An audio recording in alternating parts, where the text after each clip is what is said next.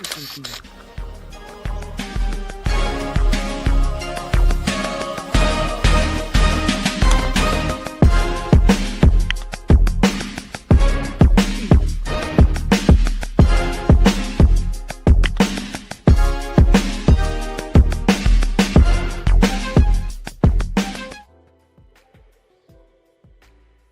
guys! Hello. What is up, people? Welcome to episode 1 of LOLAngelz with a Z, hosted by yours truly, Ruby Spacek and Lo. RidingHighwithLo. And we're both a little nervous, but ultimately just so excited to start this project. And, we've got the haters and some people have doubts, but we're trying to just, wait, I just started hearing my own voice. But yeah, I believe in the project. What the fuck? Yeah, so you guys hear my voice playing twice? No, I don't hear two voices. I don't think. Or you're playing, you might be. I can't hear you now, Ruby. Not twice. Hey, Sorry. guys. No, I was like, I had it open in another tab, so I started talking, and then it started playing my voice over me. So anyway, this is already giving classic, the chaotic energy that the people have come to love. Difficulties, whatever. First thing, but it's fine. Guys, welcome to LOLAngelz. We have our beautiful angels here in the sky. We're gonna start off with probably the intro, and then we'll introduce ourselves individually, let you guys know a little bit about our own shows and about ourselves. But yeah, let's get this started. So obviously today, you guys know we are launching our first episode of LOLAngelz, and what we stand on are very high principles, very high morals. We don't think we're perfect. We don't think we're, top tier, these holy beings or anything. We're just trying to spread love and light into the world and give people our opinion and our own journey. And we're just like embarking on the things that the world really needs. And we're doing this all for you guys. There's literally no intent behind it besides to just be happy and amazing towards you. Yeah. What do you think our show stands for?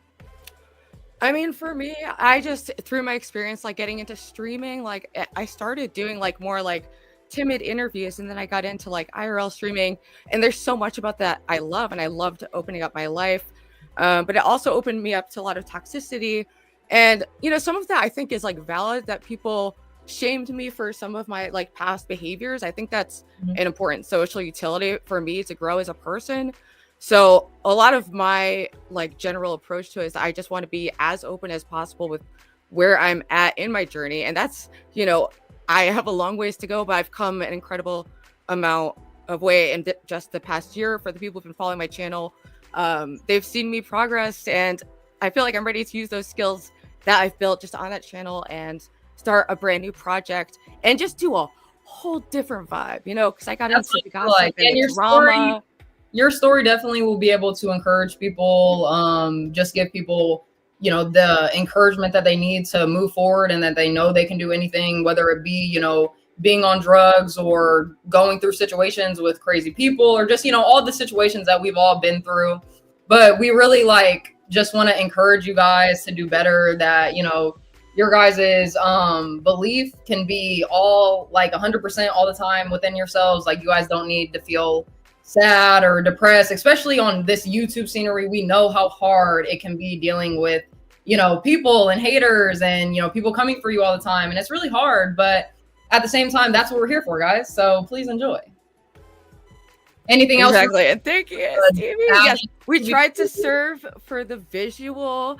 The hearts, guys. I had to buy my little heart sweater today because I just, all the love that I've been receiving over the last couple of days, I just had to bring it out. My heart's everywhere. I just need to bring all the love. So yeah. And I've gotten stuck in just being in a really reactionary state on YouTube, reacting to every negative comment. It's been like a huge learning curve for me, and how to navigate that when it's kind of fun to spurg out on people. But ultimately, what I do not want to do ever is be using my short time on this planet Earth to be harming anyone or saying things I don't mean or being hurtful.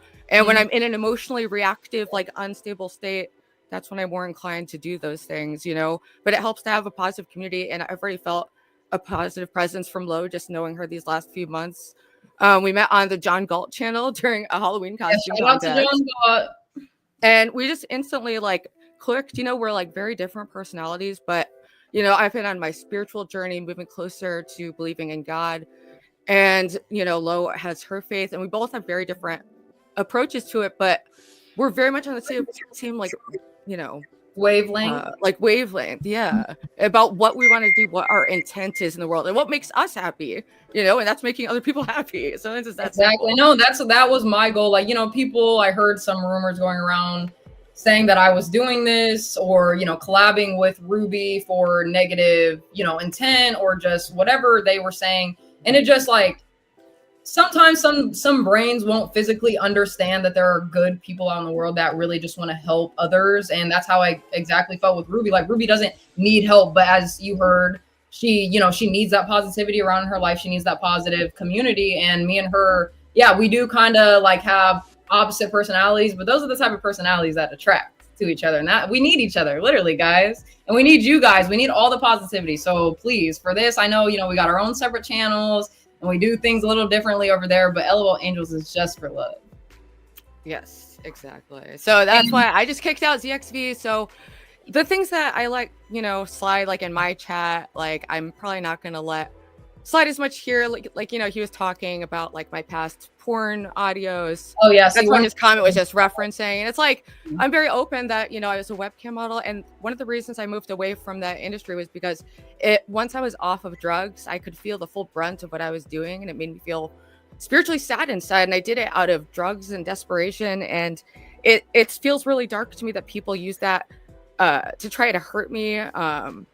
Just like they don't have anything else. They don't have anything on you. So that's, of course, they're going to use that to hurt you. They don't know your true self, how you really are in person. So they're going to use what they see over the internet or what they, come up with in their own mind and try to use that against you. But those are the things that we can't let hurt us because, let's just take your drug addiction, for example, whatever.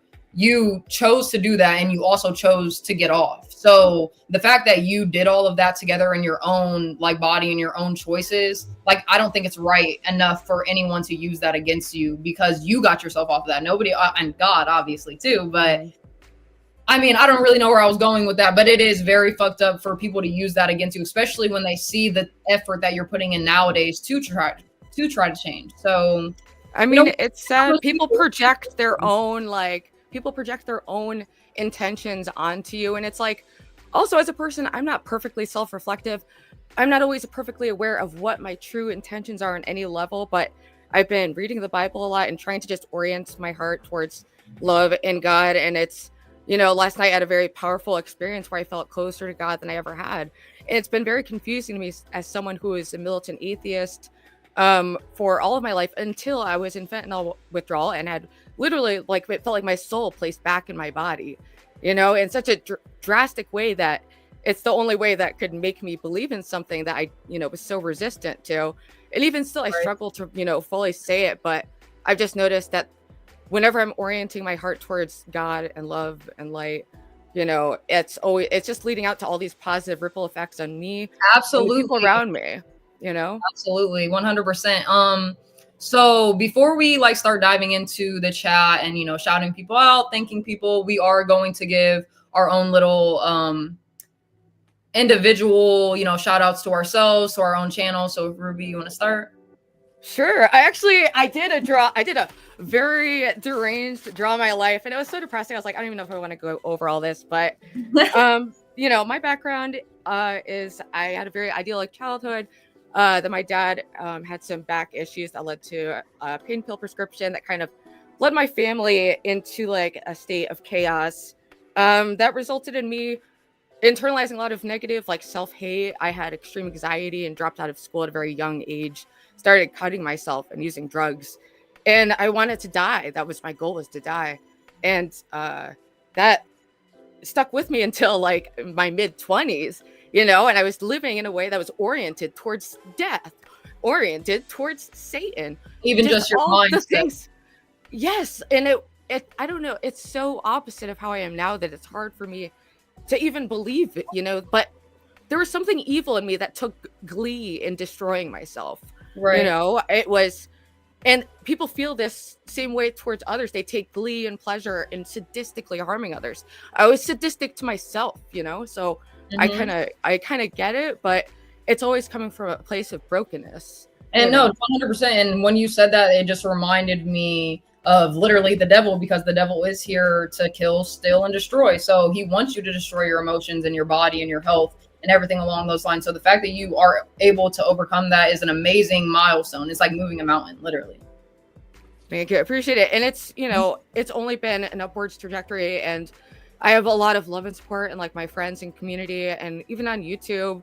I felt it's a community of people just around being like very open about my life. And there's a shock value aspect of that when people see certain things I'm doing or acting. And I played in punk bands for all my 20s. So I think I still get this like little kick out of like shocking people, but I also want to just show something that feels real and genuine instead of everything else online that's very polished and selling a lie, you know? Mm-hmm. Okay. Let me. Guys, I don't really have a big intro for mine. You guys know me. My name is Lo from Riding High with Lo. That's my own personal channel / LOLangels. Now, the content that I do, it's kind of all over the place. I do lunches with Lo. That there will be my first one on my channel either tomorrow or Friday. I haven't decided yet. I game. I make blankets. I'm an arts and crafts girly. I bedazzle things. I'm very kiddish. I like to talk about God, obviously, my faith, spirituality, conspiracies a little bit. But overall, why I kind of like joined YouTube, I just really in life, like, I don't have too many friends or, you know, people I can like fully, I guess, trust, and that I can bring like my energy around and be comfortable around them 24/7. So it's very hard for me to just to have friends in person. And I wanted to like put myself out there and get myself out there and, you know, learn and see what kind of different people were all over the world. Because obviously, you know, I'm just in the United States in one little state. And obviously, it has been a good experience for most of the part. You know, there is the little hate here and there, but I think that God obviously has brought not only my channel to me to like get used to that, but also me and Ruby together, so we can overcome that hate and we can realize that this is what he's building us up for, is to be resilient and be our resilient angels that we're supposed to be. But other than that, I mean, I make my little blankets, guys. I don't do too much. I'm just here. That's it. That's Dude, mine. you actually do a lot, and I find you so fascinating and talented because you are a naturally creative person. So many people do not have that instinct. They do not have this fundamental desire to create things and to like bring beauty and enrichment and like crafts into people's lives. And that, you know, it's always been extremely meaningful to me when someone's like made me something. And, you know, I can see you channeling that same energy to YouTube, and it's awesome to see. And it's the same for you too. I know that we had like a conversation within our text about, you know, both of our creativities, even just with like, let's take, for example, Christmas, how you brought your Christmas tree out, and like for each one of your subs or your really loyal people, you wrote put it on the tree, and the content that you make and your get readies with me, just everything is very creative within you too. So I feel the exact same way. And that's another very good point and reason to bring up why we're so perfect together. Like, come on, guys. You should already know this by now. Sorry to already engage with the drama, but like, can mods please ban? Also, everyone, my old porn name is Braceface96. I do not give a fuck. I don't know when I've literally told people the name. I used to be a webcam model because I was desperate and on drugs. Oh, people already starting. But yeah, this was actually the part where we get mods fucking ban them. This is the part where we shout out to the chat. So obviously, Ruby, you can get to some, but I do want to mention some ones that I know you won't mention. Thorpe TV, thank you. We appreciate you shouting us out, telling us, you know, you love the positivity. I appreciate it. And I hope the same for you and Ben. Obviously, I hope you guys always continue to grow. But we see Napstar, Quadratic, you already know BB, King TL, Doge, our favorite people, Stevie, Annan, H&K. You can go ahead, Ruby. I done already said like 5 names. Well, yeah, and see, it's true that like a lot of the drama, and it's tempting, and I can see, yes, Darcy DeVasta was my porn name. I'm gonna figure out how to mod people in a second. So ZXV is one of Grace's close friends and simps. So Grace can say like, oh, I love this, but she's actually sending all of her alts into spam my poor name in an attempt to shame me for my past, which I'm incredibly open about. There's So I'm not really sure the there's angle, literally but no shame. There's no shame of what, like, I'm even so happy that I've been able to pull myself out of that industry when so many people don't. exactly. Yeah, we just, guys, our mods, please come on now. I don't even think I'm a mod in here yet, so I know. I don't know. I modded a couple of people. I don't know what happened, but I have to do it like on the YouTube, and it's like every time I fucking touch an electronic, it explodes. You know? Yeah, so I'm like honestly, afraid. And everyone's like, "Hey, just update this setting," and the next thing I know, that fucking everything is off, and I'm like, "I'm sorry, guys. I struggle to function. That is my reality, and I'm working through it." I still get by. I still pay my bills. And I have a fun little thing on fucking YouTube. And I'm having a great time and I'm trying to be positive. But like, gosh damn. Yes, I got naked for money. I was a damaged fucking person. I was a damaged there's some person. people. Trap says he wants attention. Hey, Trap, welcome in. We enjoy you. Decentralize. Who else? I see all. Romano will be one of our guests in a little bit. Welcome in, J-Dog. ZXV Vermillion, that's the hater. That's okay though. Shout out to you. Shout out to Eric. Jared, good to see you guys. OPC Don, of course. Let me see. I'm trying to scroll to the top, see who we have. I'm plugging into LOLAngelz so I can mod more people. I mean, I knew this was going to happen, and with that, the same general lack of creativity once again, Grace and her simps like to literally chant for me to relapse. They wish death upon people who have done nothing to them. It's disgusting, but they feel nothing in this world except some weird kick they get out of being sadistic to people who are trying to improve themselves. It fuels them. The Thorpes thought it was an easy target. They saw a junkie trying to recover. They thought they could fuck with me and get me to relapse for content, and that's exactly the opposite of what I want to do with LOLangelz, because I find that evil. And but it fuels their soul. Their soul to wake up and Dude, Grace, you shout out ZXV all the time. He's the one who uploaded the porn for your birthday, remember? Ruby, LOLangelz.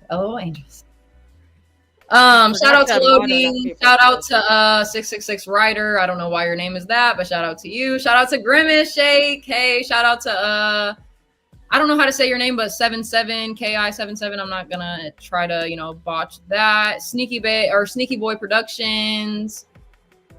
Yeah, I think I'm all caught up. MDX, you already know. People who haven't commented, you guys want us to shout you out. Elisa says to you, I think, Ruby, just don't give them narcissistic supply. Grace wants it like I know. And it's like, that's why I've been trying to study personality disorders, to try to understand how to stop giving these people what they want. Because I know they want the reaction, but I also just want people to know that I'm not ashamed of my past. And yes, Darcy DeVasso, Braceface96, those are my old porn accounts that have been inactive. I've gone around and tried to delete them, but they were all illegally recorded and uploaded, including by Grace and ZXV. And it's disgusting behavior, and literally everything that's wrong with YouTube, and you're soulless and gonna live in an eternity very far away from God if you don't change your fucking behavior, for fuck's sake. Shout out to Thomas. Shout out to Joe. Shout out to Ty. Shout out to who was up there? Golding. I try to see a few more people, but actually, and Morel, if that's how you name.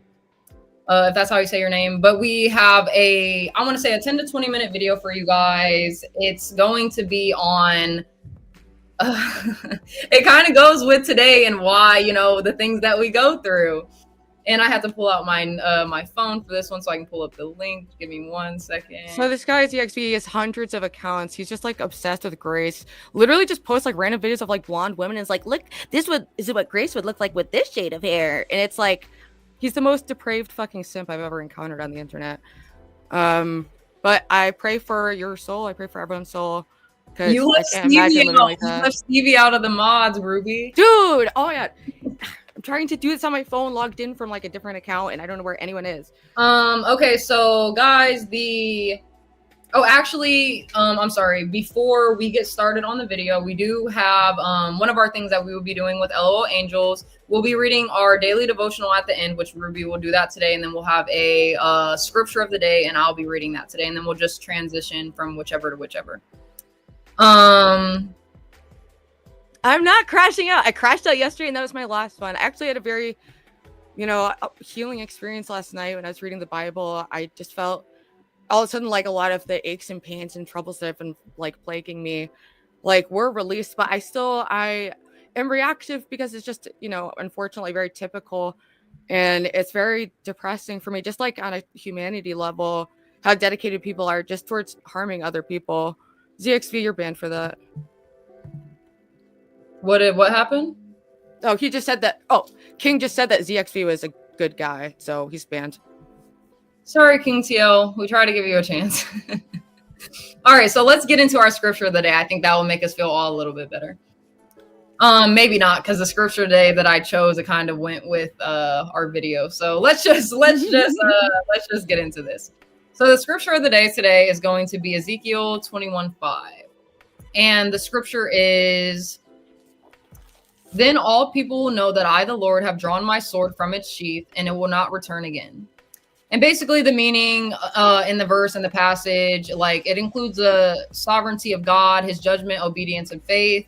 I guess kind of like overall it serves as a powerful like message about the righteousness of God. It's a call to repentance and a warning of the consequences of sin, while also highlighting the unwavering nature of God's judgment. It inspires reverence for God and a warning. It inspires reverence for God's authority and the need for faith and obedience in his word.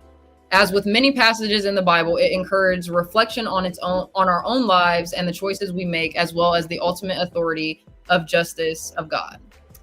So I think that is going well with a little bit today.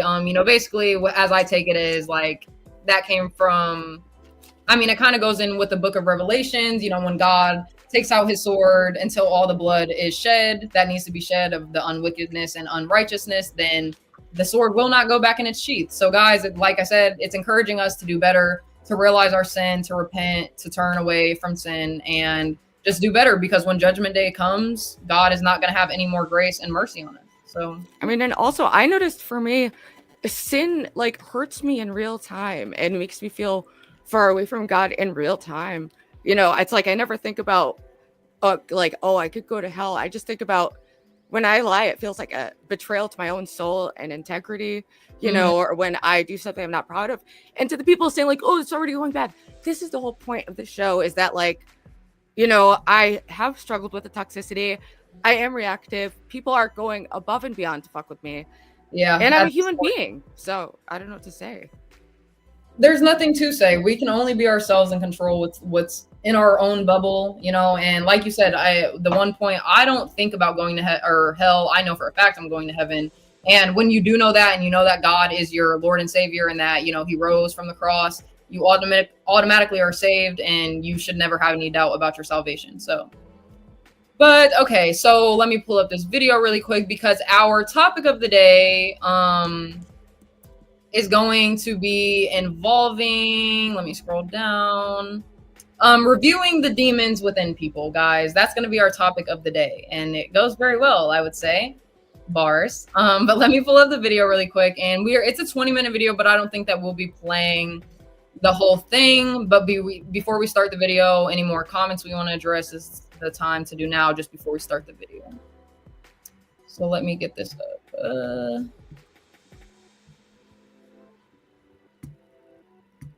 J-Dog said, "I'm not evil. God brought me here tonight." That's great. Amazing. I'm breaking a sweat. Y'all are evil. Oh, gosh. It's what I expected. And I thought I had lined up some mods before, but I didn't. I guess I didn't do it right. So, but we have the mods are in action. And guys, just in case you forgot, just ban every ZXV. This is some obsessed simp. He has hundreds and hundreds of accounts where he uploads like porns of me. It's very toxic and gross. And it's, in order to have something resembling tolerable community, we cannot have people who are just here to fuck with us and to seek evil and to try to hurt me for the amusement of other content creators. I think there can be a different way of doing things, and I'm sure that that might not resonate with certain people, and that's totally fine. But we're not going to tolerate the BS, okay? No, we're not. Don't even try. So don't even try. All right, we and our video. Our video topic is called "Stop Explaining Hey, Yourself John. to Demons Within People," and it's from C.S. Lewis. I'm trying to get the video to pull up. I have it pulled up, but it's not. Can you see it, Ruby, in the back? Can you pull it up? Okay, cool. Innate, hey Innate, welcome in. He said just came to give Lolo a thumbs up. Big salute to you. Shout out. Also, if people don't know C.S. Lewis, some people might recognize his name from the Chronicles of Narnia, but he was actually a really brilliant and John, Christian John. philosopher. I didn't even see John in the chat. Shout out to John. Shout out to John. The one who brought us together. Okay. And that's you guys go that's follow also one him. of the best things like about the internet is that just the random like happen chance of meeting someone, connecting, and what you can do from there. So John, we have eternal like appreciation for hosting us that Halloween show and for sparking this friendship and collaboration. Yes, John, we really actually very much appreciate you, and just shout out to you alone. Okay. All right, guys, so let's get right into this video. I think the video kind of explains itself, and once you hear about what C.S. Lewis is speaking on, you'll understand why we chose this video for today. So let's get it started. In a noisy world where everyone is quick to defend, explain, and justify. Oh, it sounds kind of quiet. Is there a way to turn the wisdom of silence? Oh, there it is. Silence is also a language. Jesus showed us this wisdom in Matthew 7:6, when he commanded, "Do not give dogs what is sacred. Do not throw your pearls to pigs. If you do, they may trample them under their feet and turn and tear you to pieces." Jesus is not talking about literal pigs or dogs. He's describing people whose actions and attitudes are so twisted that engaging with them is like feeding pearls to swine. Some people in your life are influenced by darkness and demons, and no matter how much you explain yourself, they will misunderstand, trample your words, and attack you. Here's the truth. Not every battle is yours to fight, and not every person deserves your explanation. Hey, that's facts right As C.S. Lewis said, don't Wait, waste can you pause words it for on a people who second? deserve your silence. Because I feel like that's been a big lesson for me existing online, is getting comfortable with the fact that people are going to perceive me in a way that I don't perceive myself, and just realizing I do not have to explain anything. And it almost works against you. The more you try to explain who you are, it almost is suspicious. You don't have to explicate, you demonstrate. You show people who you are, If you do try to explain yourself so much, that is a reason for you to be lying, because why are you like over exaggerating if it's not true? That's kind of how people feel. So exactly how you said, I have taken that with a grain of salt. What people say, I don't let it affect me. There's no point in explaining myself, who I am. The real people will see who I am. The real people will believe what they want to, or people will believe what they want to believe, and it's just that simple. We can't keep explaining ourselves over and over and over again. That first time that no one listens to you, you kind of just got to accept that that's the type of person that they are, and they're either closed-minded off, or spirits are working within them that they physically can't comprehend what you're saying. Over time, they'll what I've loved, now that I've been streaming on an almost daily level for the past 6 months, there's a lot of people who hated me so much at first, who now love me. And for me, that feels like such a win. And that happened not by me convincing them to like me by saying, no, you have it wrong. It happened because they watched my channel over an extended period of time and saw how I am in my day-to-day, and that gave them a more broad perspective, So exactly. And I see Ignite TV in the comments. Shout out to you. I've been good. You said, how you been, Bay, is crazy, but I've been great and amazing. I hope you're great. And you said, do you think the Bible is a white man's book? I think that some white men probably wrote within it, and white men have taken scriptures and things out, but ultimately, no, I don't. Yeah, it's one of the most diverse religions, I believe. Me too. I think so too. Sometimes the most powerful thing you can say. Sorry, go ahead. Oh, I was just gonna say, I was just gonna say, people who follow the Bible, Oh yeah, no. Is nothing at all. Silence is your greatest weapon, chosen ones. And in this video, I will reveal why silence is the most powerful shield against those battling demons within them. When you engage with someone influenced by demons, you are not talking to one person. You're talking to every spirit operating in them. You'll learn how silence preserves your strength, safeguards your spiritual authority, and empowers you to rise above the noise. Watch closely, because this lesson will transform how you move in a world full of hidden battles. Let's dive right in. We live in a physical world surrounded by people who can hurt us, misunderstand us, twist our words, or oppose us. Naturally, our first reaction is to see them as the problem. But the Apostle Paul reminds us that there is more happening behind the scenes than what our eyes can see. The battle is not against the person standing in front of you. It's against the spiritual forces working through them. If we do not recognize this truth, we will waste our energy fighting people while the real enemy operates unchecked. You know how it goes. Someone speaks to you in a way that cuts deep, or they twist your words into something you never intended. You try to explain yourself, to clear the air, to justify your actions.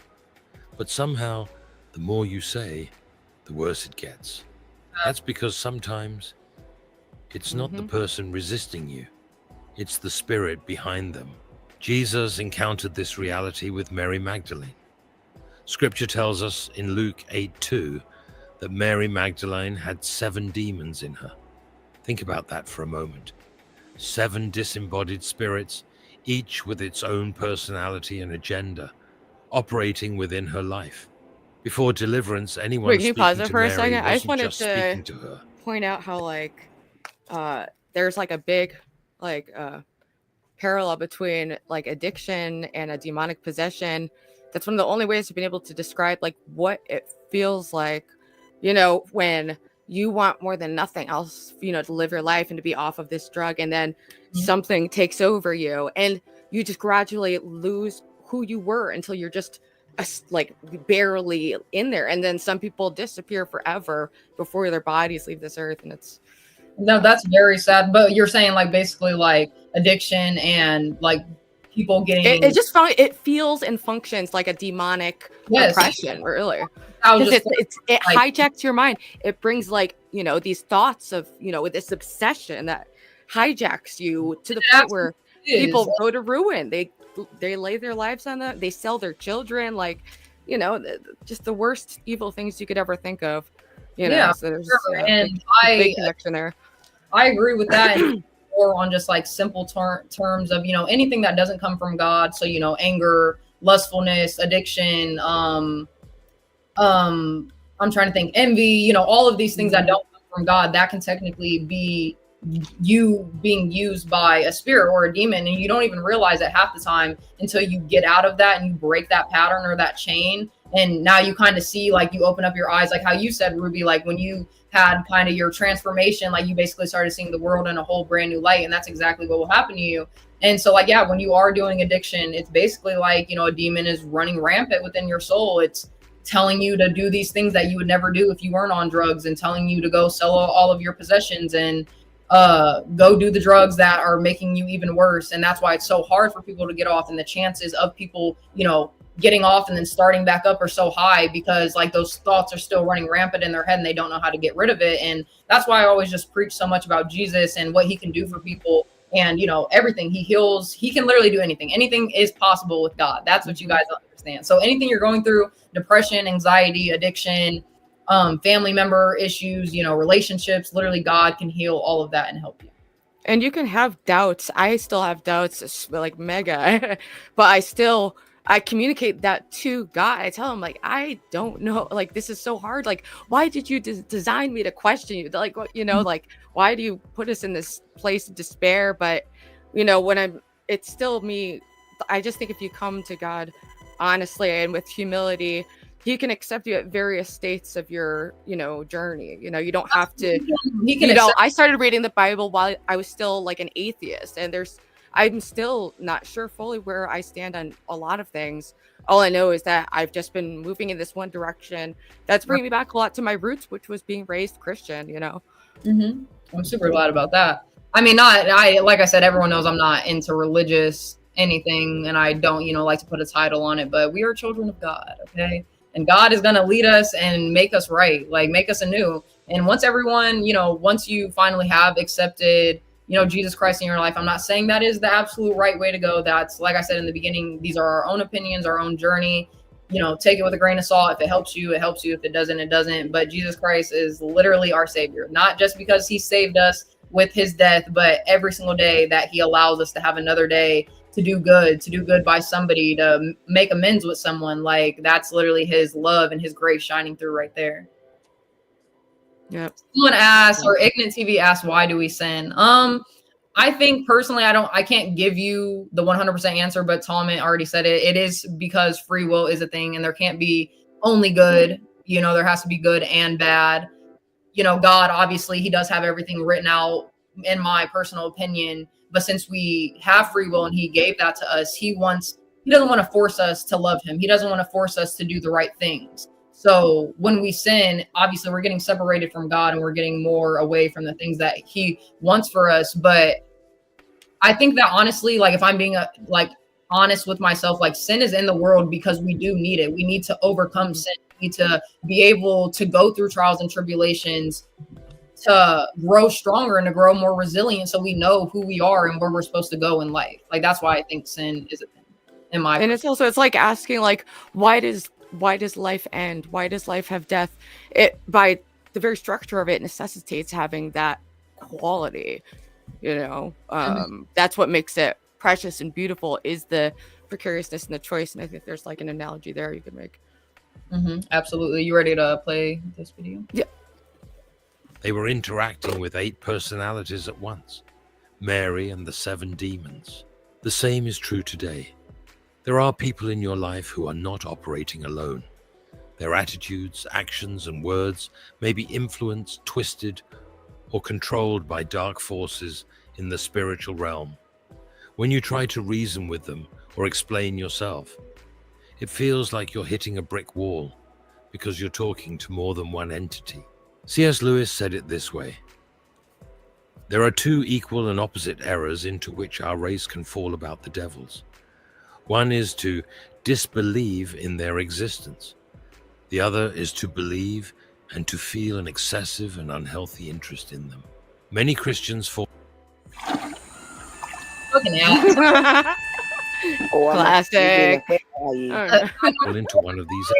Yo, YouTube Premium's expensive. I don't pay that shit. I don't pay no YouTube Premium. I'm paying with my life. I'm paying with these moments that I spend watching these ads, But it's expensive. Errors. Either they ignore the reality of spiritual warfare altogether, or they obsess over it to the point of fear. The truth is, demons are real, but they are also defeated.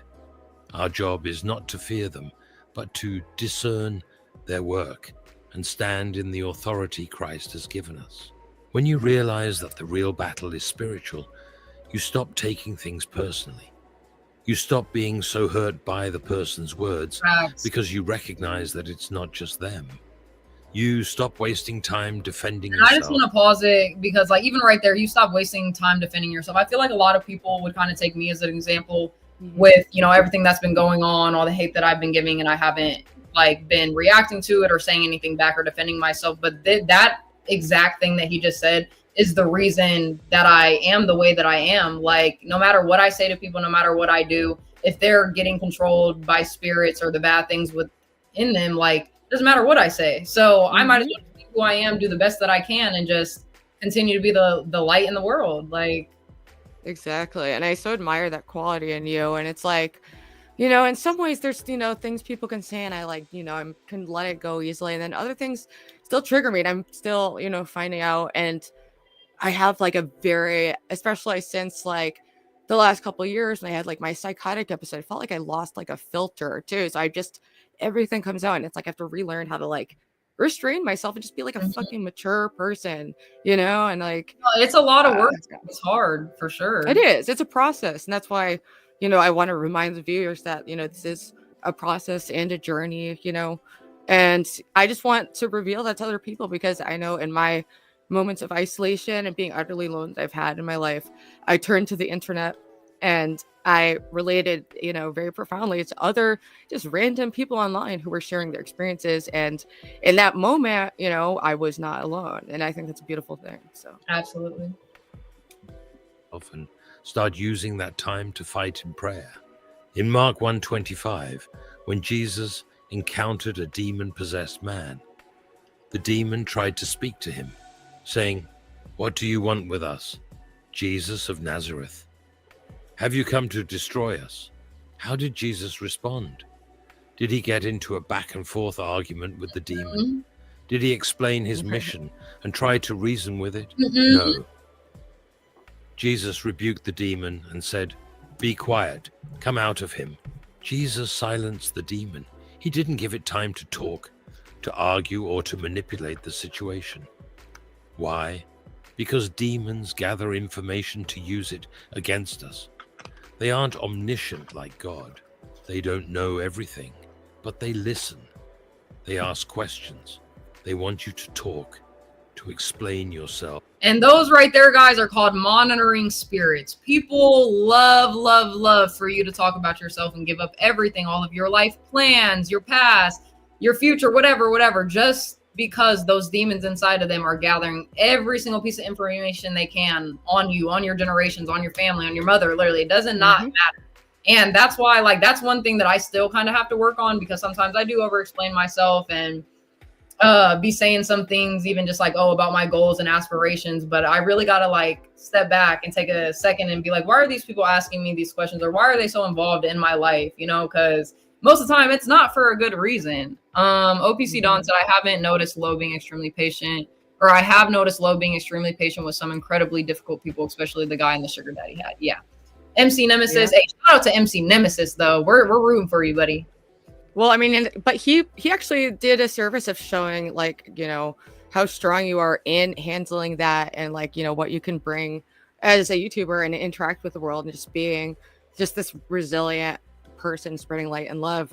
And they're going to keep going at you for that, and they're going to keep ascribing intentions that you don't have. It. They're just describing their own intentions almost always.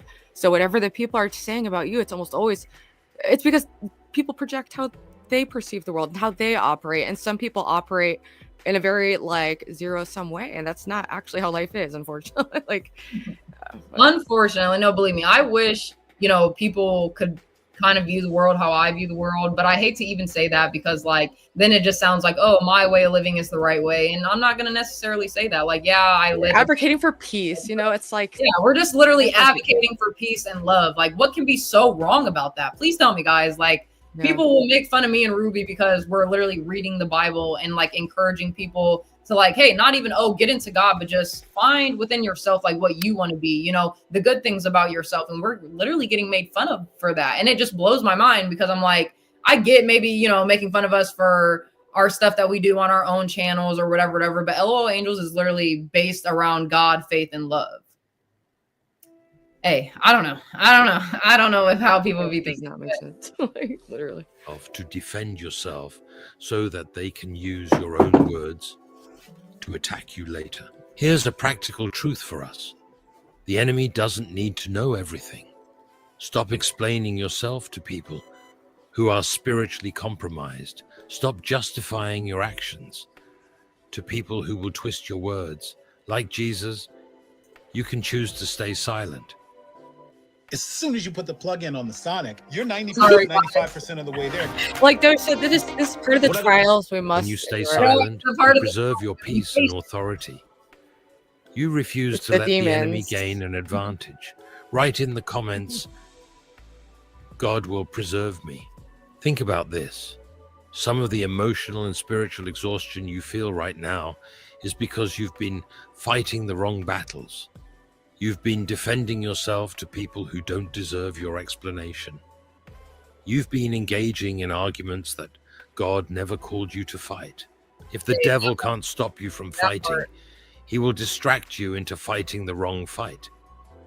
Instead of battling principalities and powers, you're battling people. And when you fight the wrong battle, you step out of the protection and provision of God. Here's an example. In the Garden of Eden, God gave Adam and Eve a clear command: Do not eat from the tree of the knowledge of good and evil. If you do, you will surely die.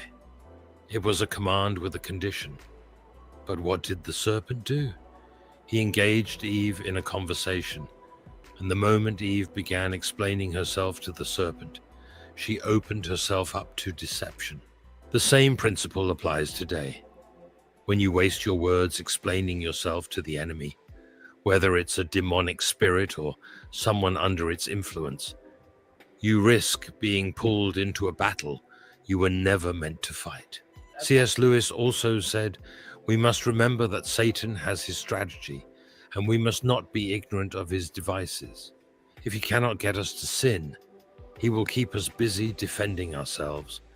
Don't fall into that trap. Recognize the real enemy, silence the noise, and focus on the battle that matters, the spiritual one." In Matthew 7:6. And I just want to pause that because that just reminded me of obviously my situation also, just because like I said, so many things have been coming at me the last couple of days. And like how they said, if the devil can't get you to sin, he's gonna, send you those problems that people are saying to you and those arguments and all of the lies and rumors that you're hearing, just so you can be busy and distracted on that. And that's exactly why, that's another reason why I don't, get into it with people, because like, you're not going to distract me from what I'm supposed to be doing at all. And it's taking away your energy, and it's a precious resource, your energy, time, and emotional well-being. Absolutely. Hey Sherry, how are you? Hope you're doing well. Not too shabby. Thanks for asking. Guys, Siri is listening in, and I'm scared. I thought I heard a voice. I was like, what was it? Good. I'm great. Thanks for asking. How are you? Like, the freaking robot. She wants to be included. Siri. Sorry, we can't include you in here. You're AI. You're a part of the evilness. We gotta go. Yeah, sorry. And since we're at like 7 or 8 minutes in this video, we'll do 2 more minutes of it. Stop it at 10 minutes. Jesus commands us, "Do not give dogs what is sacred. Do not throw your pearls to pigs. If you do, they may trample them under their feet and turn and tear you to pieces." Jesus wasn't insulting people by calling them dogs and pigs. Instead, he was describing their spiritual condition, those who are hardened, unteachable, and incapable of valuing what is sacred. When you try to share the pearls of wisdom God has given you with people who can't receive it, you are casting something precious into the mud where it will be trampled. Worse still, these same people often turn and tear you to pieces. What are your pearls? Your pearls are the sacred things God has entrusted to you. These include the wisdom he has revealed to you, the anointing he has placed on your life, your peace, your energy, your dreams, and your calling.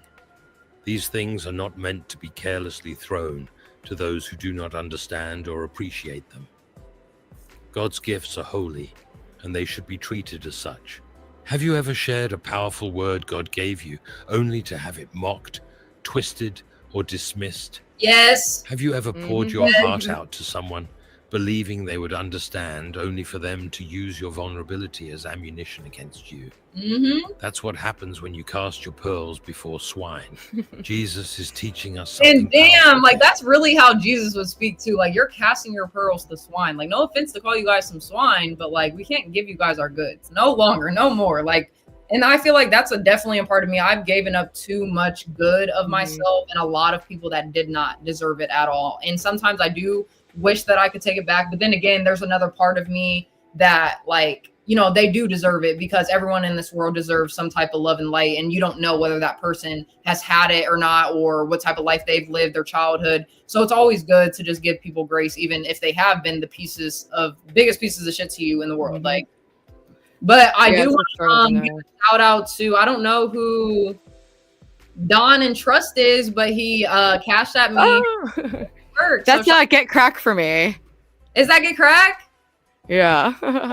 Shout out to you, Get Crack. Thank you for appreciating me and Ruby's very. Yes, thank you so much. Oh, thank you so much. We appreciate it a lot. But okay, this is at 30, so 30 more seconds.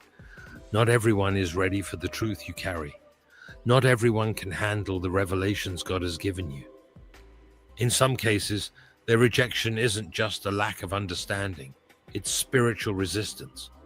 You're offering something holy to someone whose heart is not prepared to receive it. Your pearls will be trampled, the wisdom, peace, and sacred truths you share will be dismissed, mocked, and devalued. All right, yep. See, that was our Dismissed, mocked, and devalued. that was our perfect little ad to end the video on. But I think honestly, like I said, guys, that video went perfect with what, you know, me and Ruby are personally going through on our YouTube journey, our daily life journey. And I feel like a lot of you can resonate with that too. Any of those moments of, you know, not over explaining yourself, you know, regardless what you say to people, no matter how much you fight and argue for yourself, how much you defend yourself, not everyone will listen and not everyone will care. So just save your breath. Shout out to you, Dwight John Gott. Welcome in, salute. And also, I'm really excited. So Glink is on his way home, and we're going to be doing an interview with him. But before that, we were going to lighten the mood with guys. We have a very special surprise for you. Yes, and I'm so glad we're doing this now because I could really use that. I mean, I don't feel the thing like when, you know, the people in chat just keep spamming like my poor name. It's not that I'm upset that people see that, because that's been up there for years, and I've been a nude art model. That was never a big thing for me. It just makes me so sad for humanity that there's some like a real person out there who is just so dedicated to doing that. It's just that just makes me feel like we are in a real state of spiritual crisis, and people are so cynical and internet poisoned. They're literally, you know, and they're so afraid of being cringe or, you know, being judged that they just turn into this like insincere entity that goes online and tries to harm people. But I don't know, dude. Yeah, my porn, I used to get naked for money when I was desperate. I've got myself out of that industry by working in a bookstore and by streaming, and I'm so happy for that, you know. Exactly. And Ruby, can you please stop? Well, another reason why I am engaging with this, aside from the sheer fact that I've banned already 30 different accounts saying the same, he literally has hundreds of accounts. It's psychotic. But also one of our guests is actually going to be about this exact topic and my journey and what got me to get out of that industry. Because Glink, I used to be more of a sex positive feminist, and I was saying from my perspective, OnlyFans is empowering models to have safer conditions and, you know, not get their money by tips or be working on the street. And I just couldn't see where the damage was. And Glink was just like on a spiritual level. There was just this conflict where I just could not really understand what he was saying because I didn't believe in a spiritual realm. And I didn't believe in like the impact that, you know, sex can have on you on that level, you know, and that's why it was, you know.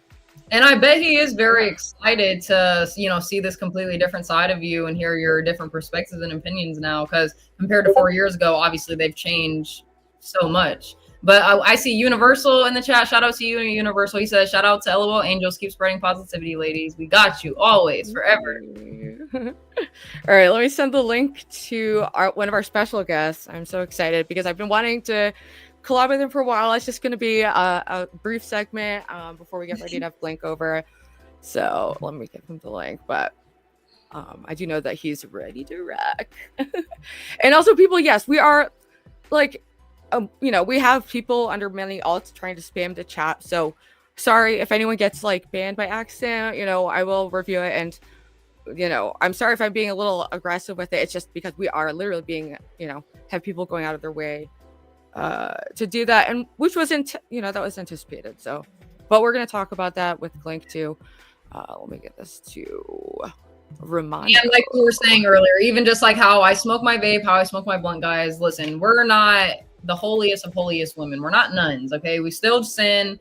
We still do some fucked up shit. Maybe not compared to some of the shit we used to do, but we're getting there. We are on a journey, okay? And this journey never ends. That's the thing. Like, people think, you know, once you get on a spiritual journey and either whether it be God or just literal like spirituality, the universe, whatever you want to take it as. Like people think it comes to an end and you can only reach a certain height or a certain level, but no, like you can continuously get better every single day, continuously do more for someone, be more generous, be more humble on yourself, do more work within just the outside world, charity within yourself, your family. Like there's so many things to do and the work never stops. So, and it sounds like exactly very depressing, but honestly, like it's a good thing because like once you're in that state of like, being what's the word I'm thinking of, being active and just having productivity and whatever, like it feels really good to just get up and do things, because then once you kind of get in the state of like, oh, sitting around or being more lazy, whatever, however you want to say it, then you're like, you just want to get up and you feel like you want to do something. And I feel like, I don't know, because I'm definitely in that state now where I kind of went through a stage in my life where I wasn't like super fucking lazy, but like, oh, I would go to work and then as soon as I'm off of work, or if I don't have to work, I'm just sitting at home and I'm doing nothing. But now it's like, I do get up every day and it's like, even if it's just getting myself ready for the day, even if I don't have anything to do and looking cute and that makes me feel good inside, or doing something for my family that I usually wouldn't do, like going and bringing them dinner or, going to see them at a random side of the week. It just becomes a pattern and it becomes something good in your life that you look forward to doing. So, yep. Just like there's the downward spiral, we call it the upward spiral, because all those little all those little actions build into something bigger. And I know it's hard to believe because my life seems like it's in shambles in some ways, but I'm unrecognizable from the person I was just a year ago. And, despite my doubts, I do feel like that was the healing power of Christ in my life. And it doesn't mean, I'm a saint. And I think people can connect with that and relate to it, because a lot of people are curious about God and religion, but they feel like they're, oh, I'm like too fucked up, or I'm this, or I'm that, or I have to be this, or I have to be that way. And that's one of the niches we want to get into. It's like a space that's, more all encompassing. But we actually have a very special guest. Our first guest on LOL. Yes, and Garion, I seen your thing. I'm pasting my Discord in the comments, or if I can, you might have to just like comment on one of my videos or comment. He did say he got to, I don't know, because I literally just tried to post it, but it said my comment was failed to post. So maybe you can't post like Discord links. I'm not sure. I don't know. I mean, and one of the reasons I'm so open is because then people can track my progress or my lack of progress. And, I like having that feedback, even if it's tough sometimes. It helps motivate me, and I make the work and my families are happy. So like take for right now, like not only, our positive conversations and being able to release some of our feelings that we have and things that have built up like over, months, years, days, it doesn't matter. But even moments where, our special guest is coming in and he's going to lighten the mood. Like these are like, to me, like the joys in life. Like, you know what I mean? Like even though they might be small to someone else or stupid to somebody else or childish or whatever you want to say, but not only does God say to stay childlike, but it's like this innocence that just comes out and it's so wholesome. Like we can have a good time without partying. We can have a good time without talking shit on people and disrespecting people and doing all of these things. Like we just need our very own Power Ranger, aka hello. So this is local celebrity and pillar of the community, Daniel Romano. At Romano Productions on YouTube. Go subscribe to his channel. But we love, he always has the perfect energy and was one of the first people I thought of when I was like, who do I envision in this concept? I thought you just matched the concept, Absolutely, Romano. We love you over here and we love what you have to bring to the show and just any panel and channel at all. Well, thank you, ladies. I do my best. I try to entertain, have fun, and, just try to, lighten the mood. Absolutely. And we love to have that. So today, that's why we not only wanted to bring you in, but I know that you're going to give us something, and the panel that is going to be like throwing off our launch just makes it even more like adds aura points. Oh yeah. It's a go big or go home with me. So, and just that it's, do you want to say anything? Do you want to shout yourself out before you start or anything along those lines? Yeah, subscribe to Romano Productions. I'm a director, producer, editor, voice actor. Just you name it, I do it. So I choreograph the fights. I actually, well, I got you guys here. I'm editing. Wow, I'm Oh working on stuff wow. now. Are you Yeah, editing a video? three of them at the same time. So Okay, that's a lot of work. I'm a Wow. bit, yep, I'm a busy man. But sorry, what the.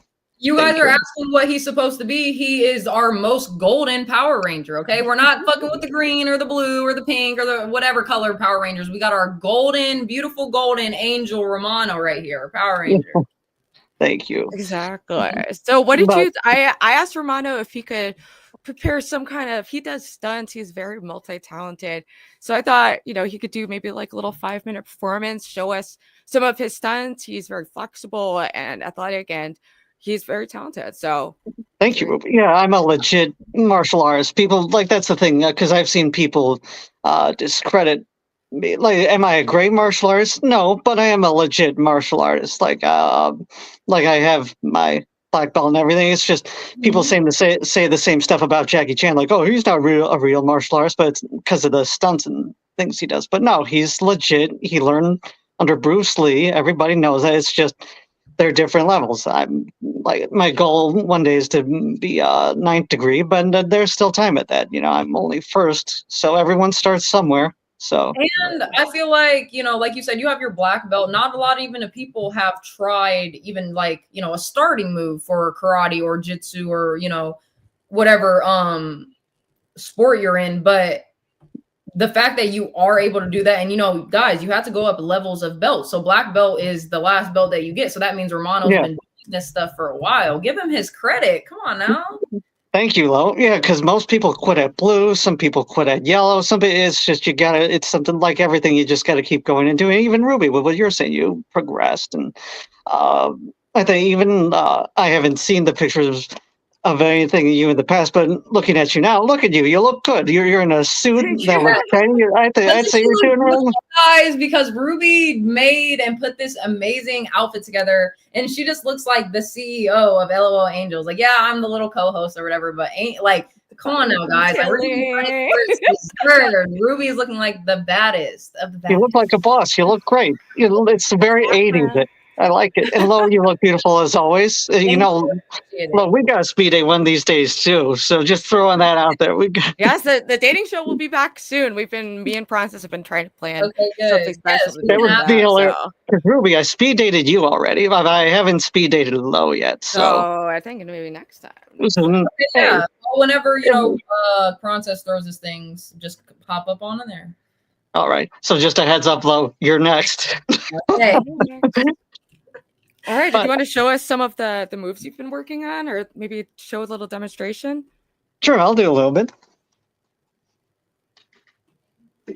Also, I love they have a carpet. I love carpets. And I'm a you gotta carpet give fan. us the best moves, your black belt moves. Yes. Oh, Okay. let's see. Never seen the full outfit. Oh, this is great. Look at our golden angel. Oh Oh. my goodness. No, stop. Do you have a name for that move? It's just I'm Dino Thunder Black, Stance? and that's his pose. It's like a That's- nice stance for it. Okay. Hey, Look that's on our the show, golden angel right there, guys. Look at our golden angel. Yeah. And funny fact, most people like in the ranger community can't even get the poses right. I'm legit getting the pose right. It's this, and then Oh. that. Oh, I like But you that. gotta be like most people I see it, they do it quick and slow. They don't, but you gotta be fast Whoa. when you do it. So does that make sense? I don't know. If I did that, I would injure myself. If I just like move my neck wrong, I'm like injured. Yeah, forever. I don't think my arms can move that fast. I'm being so dead serious. Well, with me, if I'm gonna wear the suit, I want to get the stuff down right. So Right. Could you show us some of like the moves that you did on the last stream? Sure. Like something, a kick in the air or a twist, or like, yeah. Well, yeah. Yeah, that's what I'm talking. And guys, Cool. like you can say whatever about Romano, but you can't say that he doesn't have agility and flexibility because do you see how high them kicks are and how straight they are? Dude, I cannot do. I would literally hurt myself. Come on now. Here, hold on. I gotta put this one down. Uh-oh, what do we got? Oh shit. Oh shit. Like he could really be like a karate dude in a movie, because you know how they had to hire someone with actual skills like Romano. You could do it. Huh.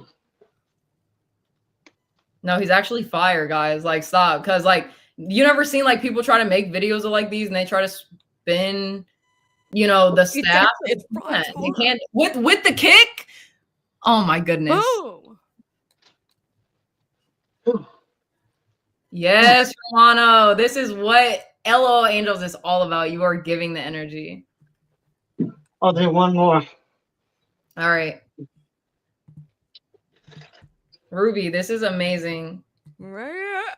We got like the perfect people. The nunchucks is crazy. No, stop. Because, guys, I tried to play with nunchucks when I was a kid, and I smacked the shit out of my head with them. So, Romano, oh, my gosh. He's doing some crazy shit. Okay.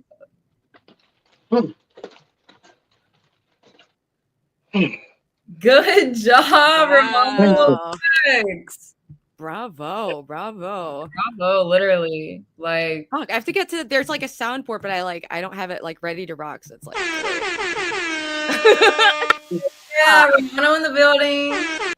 Golden Angel. Thank you. Wow, thank you so much for sharing that with us, because that was amazing. I think it's a fun idea if, you know, for each episode, you know, there's so many talented people in our community, you know, and there's also a lot of talented people who are just, you know, getting more experience with streaming and going on public platforms. So I think it's fun to do a little community spotlight, you know, and get people involved in the project. Like, really are good. Like, I'm not even like, I feel like people think I'm joking, but I'm being so serious, because I used to watch like videos like that. And like I said, like I played with nunchucks as a kid. And even though, you know, you kind of have less, I'm not going to say you have less control being a kid, but kind of, you know what I'm trying to say, whatever. And I smacked the shit out of myself. So the fact that you do that and you've had years and years of training, that is amazing. And keep up the good work. And that'll keep your body in great and healthy shape as the more that you get older. So. Oh, yeah. That's amazing. Thank you so much for that. You're welcome. Hopefully I added a little bit of positivity.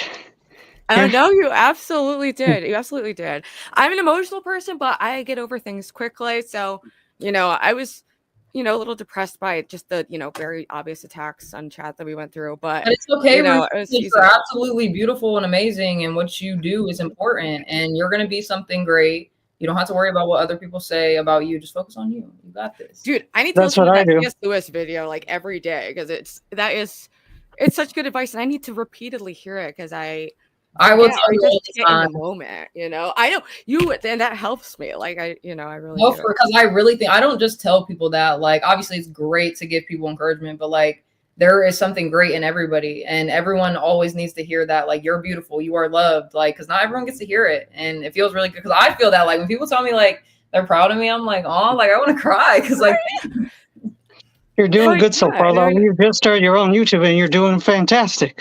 I'm proud of what you do. I appreciate it. No, I definitely like. I could say I could try harder, 100%, but I do what I do. I like my little gaming. Sometimes I get my little sad sack moods and be just wanting to, you know, not get on any type of social media or anything.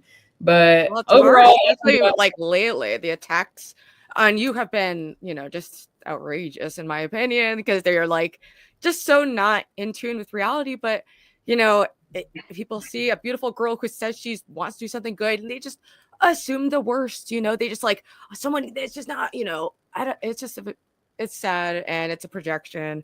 I know you're harmless and so very soft spoken. Well, you and Ruby are both very soft spoken, so they see that as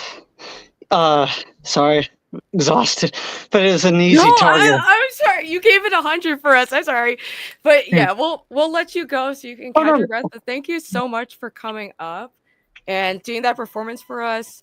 And I really want to keep you involved in the community and projects going forward, because I like the creative energy, and we all want to like branch out and start networking with other people who are just kind of on the same wavelength as we were saying. Yeah. Well, you know what's funny? I meant to tell you, Ruby, I was called a low cal recently. I was thinking, I don't get how, because like you, Oh, I make people tell fun me of that my. all the time. I've just leaned into it because I'm like, I like making people laugh. That makes Oh me yeah, feel happy most of the time. But there's but I sometimes that dark. mean, what I mean is like you make fun of yourself too. So I'm not sure, and I make fun of myself. So how can we really be it if we're like? Because I had to look up the meaning. It's like, wait a minute, how can we be that if we're making fun of ourselves in the process? You know? I mean, the thing I do that's lolcow-esque is the being like so reactive, and sometimes I lean into the drama because it's fun, and I do come from a background of debating, so I like a little back and forth at times. But it definitely gets out of hand for sure. See, I'm different. I'm new to the streaming thing. I'm not really a streamer. I'm more do videos. Like I'll do this. I'll jump on streams, but that's not really my thing. But Yeah, I'm totally opposite though, Romano. Like I'm more of a live person. I don't know how people can just like make videos. Like I'm not a make a video type of person. I just like to go live and it just be ready and everything's right there. I don't know. But no, I feel like we're just different, but that's okay because people who can make videos like that, like you definitely have to just obviously put in more effort towards it and more thought. So salute yeah, to you. I'm not knocking what either of you do. I think what you both do is great. And again, the stuff you're talking about, even showing that video, I think is good for people because people need that. I know I need it time to time. So especially 2024, that was a roller coaster of a year for me. That's But what people get so indulged, in their just daily life and who, they're talking to or the people they're friends with and the internet and trends that they just like forget to like sit back and just take in the little things of life, let your brain like not hear anything, sit in the silence, like talk to God, talk to a higher power, whatever you believe in. And I feel like that is that's a lot of the reason why people are the way that they are because they don't take that break and that second to just sit and relax and because they're always involved in everything.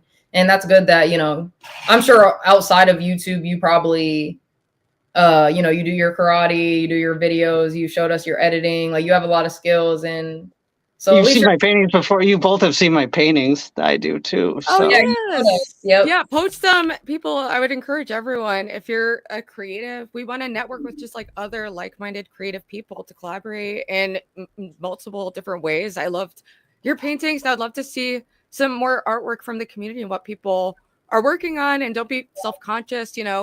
I am still finding, my way, as a content creator, and part of that is you make mistakes along the way, if you ever want to do anything impactful or meaningful in this world, you have to be willing to take that risk of getting judged and having people attack you. You have to learn how to just exist with it, Yeah, isn't that crazy? Oh, sorry, you first, Lo. I said, isn't that just kind of crazy? The fact that you just have to deal with it. Like, it's like deal with it or confront it and look like an asshole or I don't know. Like I said, like, it doesn't even matter. Like, I don't know. I feel like a reason I can't blow up on people is because I really would like say some shit that's super like not good, and just because I am the nicest person ever. And like, so like, it's not even like, oh, I wouldn't say that to you, but you would have to get me to some type of point where it's like unrecoverable.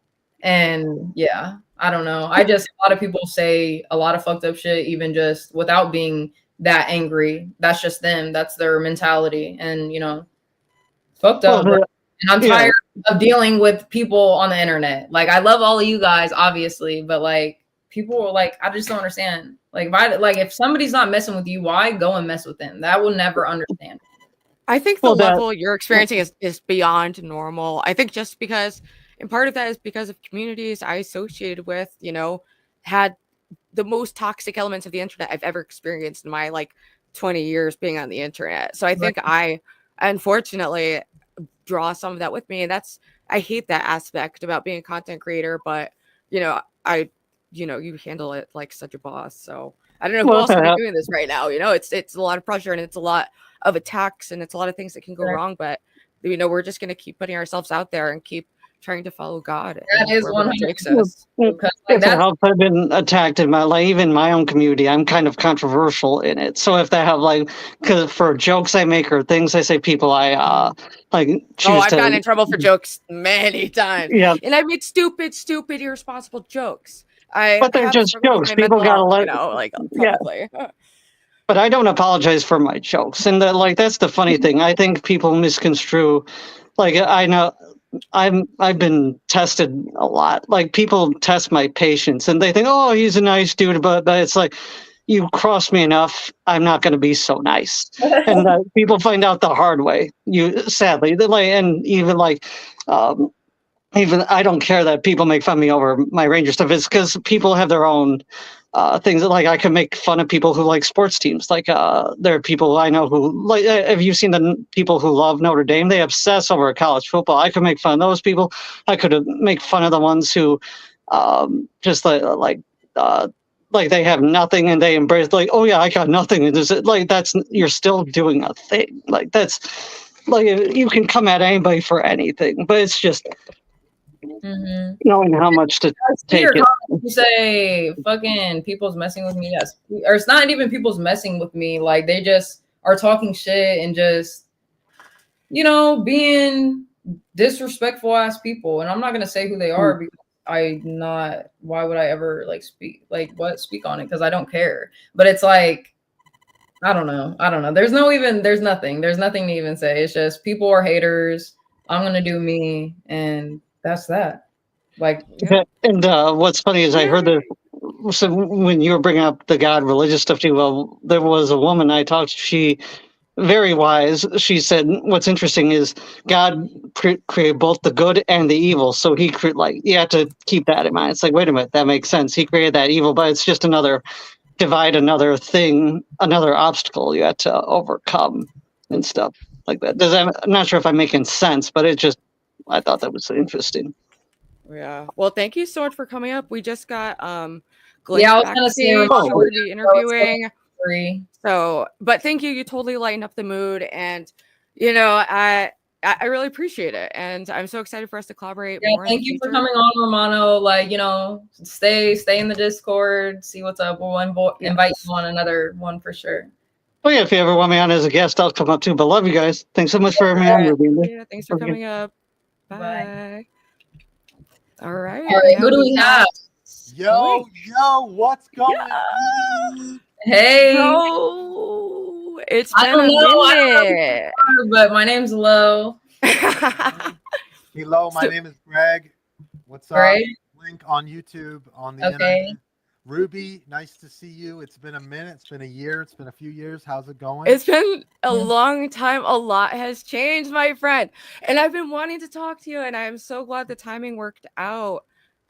Just because, I found our interactions to be very impactful, and I'm just at such a different point. I thought it'd be interesting to revisit the combo. And also, I find you and your channel to be, very inspiring. You're a very creative person. I wanted to dive into that, but someone saying your mic isn't connected. It did sound a little low, but I might be able to just turn that up myself. I can hear you. It's just a little low.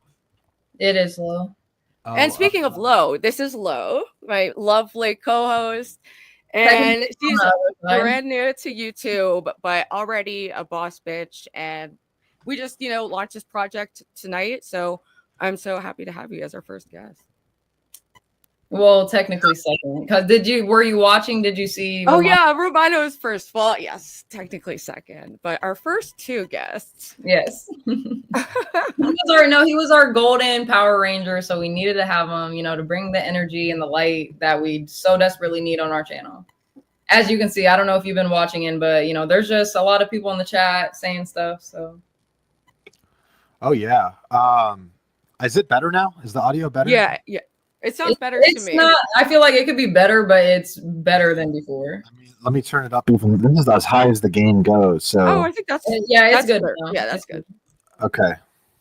It's but anyway, how are you? What have you been up to? And what? Give us the DL. Since I don't know who you are, could you give an introduction and what your channel's about and stuff? For sure. So I'm a kind of a documentarian, I guess. I make videos about culture, about life through my perspective, and in the last 3 to 4 years ish, ever since I made a documentary about following homeless people in LA. That's my most viewed video. That is, ever since then, I've been trying to turn the camera less on me. I started out as a YouTuber, just typical, hey guys, what's going on? Here's the latest drama. Let's talk about bully hunters. Let's talk about Keemstar. I did that for so long. Dude, I'm trying to. That's where I'm at in my arc right now. Help me, dog. Help me. I need help too. Okay, let's help each other. That's the LOL. Yeah, that's why we're here. That's why we're here. LOLAngelz. Exactly. Okay, I get what you're saying. So that's what I've transitioned into more now. I'm trying not to be modest. He has a very successful channel, and he's had some awesome videos that are just so well made that have millions of views on them. And I've always found him to be a very genuine talent, and he was willing to talk to me in a very just like I said, an impactful way, and I just admired that quality. So you'd been, on my profile radar, sometimes on the Twitter timeline, and I'd reached out, and it's just, I'm just so glad it worked out. Yeah, I'm so glad to be here. And yeah, Ruby and I connected over a conversation right after COVID where OnlyFans was blowing up. OnlyFans was the biggest thing. Everybody on my timeline on Twitter, everyone I knew from the streaming world, I used to be a streamer too, they were turning to OnlyFans. And I was researching for a video about that. I made a video about it, interviewing models as well as the fans. And after that, whatever, some people picked up on it. I got into a conversation like this with Ruby, Amy, and there was one other person. There's like an Australian feminist friend. I forget her name at the moment. Yeah. I remember. Yeah, it's like the video's still up if you want to check it out. It's from like 4 years ago. I posted it in one of our Discords so people could check it out. I did check it out. So are you excited to, get to see the new Ruby and her new perspectives and opinions? Oh, totally. Yeah. Cause Ruby, you're telling me that you've kind of had a big shift of lifestyle, of faith, of perspective. Is that right? Yes. Like what happened with all that? It's been a weird one, but in summary, like I relapsed and got addicted to fentanyl and Xanax and was, on my way to death. I tried getting clean many times, didn't work. And I was once again trying to get clean on a friend's couch. And I don't know what happened. I just was, like any junkie in withdrawal, you're praying, whether you believe in God or not, you're praying like crazy. And I remember I was like curling up like a dead animal under a table. I was just in so much pain. I didn't know how to contort myself. And then all of a sudden I felt just perfect, like this spiritual feeling of just feeling perfect, even though physically I was dying. And I felt so happy that I couldn't give a fuck, and it was extremely strange for me. And to this day, I still identify as somewhat spiritually confused because I was so militantly like atheist and just that was my worldview. And I was locked in. There was no, I had to experience that really in the most dramatic way and focusing on that. Ruby, I didn't get to see you in that time for real. Like, we only met a couple months ago, so I didn't get to see any part of that with you. Yeah, well, Stevie saw some of it. But anyway, I went through a very, very rough, insane time, but I've been moving towards stability, and I came back to YouTube, started working on my channel again, and I got kind of sucked in with some more toxic drama crowd people, and it just made me realize it's a polar opposite of what I want to do, and so that's kind of why we decided to do LOLAngelz, to just literally do the fucking opposite. I'm sick of the cynicism. I want people who are sincere and earnest, and I think there's a lot of people like that, and they're scared to be like that because all night we've been getting my porn name spammed in chat, people fucking with us, and that's what happens when you put yourself out there. How did you two meet? So we met on the John Galt channel. I don't know if you've ever heard of him, but he is a landlord and he has all types of like segments on his show. But I used to just be on there and they threw a Halloween contest and Ruby and Ava was on there. And just after that, like I started watching Ruby streams and started commenting. And I don't even really know. I think like maybe just like one. I might have been from the jump when I met you on that stream. I was like, oh my god, like you're amazing. Where did you come from? And then we just connected on such a deeper level, and it was so unexpected. And then you got more into streaming, and I was just like yeah, I want to support this because I want more people with your energy. It's desperately needed. And I just loved Ruby because, like, you know, she does have just this very outgoing personality, and she's a great streamer for real. She's great on the camera. She knows how to keep the conversation rolling, interact with the chat, and I just loved watching her. And then, you know, once I wanted to start streaming and I got to like see me and her streaming together, and it was just nice because I am a more calm and collected person, but it's just perfect for Ruby because now that Ruby's trying to get into this more positive state and into God and everything, and just faith or whatever you want to say, I'm the perfect person to help her. So yeah. Exactly. Yeah, That's I just felt like divinely inspired. Yeah. I think So what what is is your- LOLAngelz? What is LOLAngelz, mission statement, the goal, you want to have real people, real conversations with people about God, about faith, about what is it? What is it? What is the scope of it? I want to reach the spiritually confused masses that are like myself. And for me, it's been a process. I identified as an atheist, but I was reading the Bible, and it's been just like this, it was a process that started like slowly and then quickly kind of. But I want to connect with other people who are having that experience, but also do a show that's entertaining and, isn't, just like a boring Bible study. Like we want to bring the theatrics and some creative artistic, value to it, And just a positive light to it overall, just because like YouTube in general, I feel like, people hate on here and like that's what the content is. And most of it is kind of just like bad in a type of way and just a moral type of way, if you understand what I'm saying. And we just want like everyone to not only like be able to be entertained and filled with just positivity, but be able to hear our stories, how we kind of have like our worldview and our mindset, and maybe they could take a little piece of that and better their day, and just us praying for people, doing the work of God, because that's definitely a big part of it for me. Because I as myself, like I don't believe in religion and I don't like have a title or anything. I'm just a child of God. So, but I still do like read the Bible and read his word because that is the only word you can get. And yeah, so I try to just do his work and do my job as just his child. So both of you read the Bible, but you're not, and you believe in God, but you wouldn't call yourself Christian. Is that right? Or I mean, yeah, I guess so. like I would be like the closest. Like if you could call me anything, it would definitely be a Christian. But I just don't even like in the Bible. It doesn't really say, oh, there's all these Catholic and whatever Baptist and all this shit. Like I believe in God, so that's just it.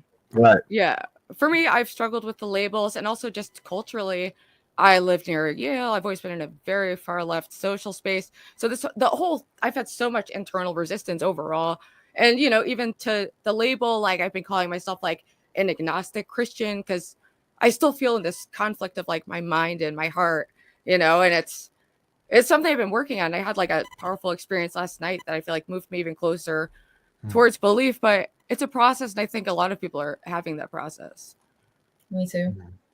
It's interesting that you're both in that similar position. I feel like I've met a lot of people who they're engaging with a higher power, higher purpose, and seeking a higher power, and maybe even connecting with it, but they don't want to be part of a sect or a denomination, and they don't even want to identify with the religion. And I think that's a good direction, because if I can just introduce my my whole stance on this, it's like I grew up going to private Lutheran school. My background culturally is Armenian, which is a very Christian, Orthodox Christian country.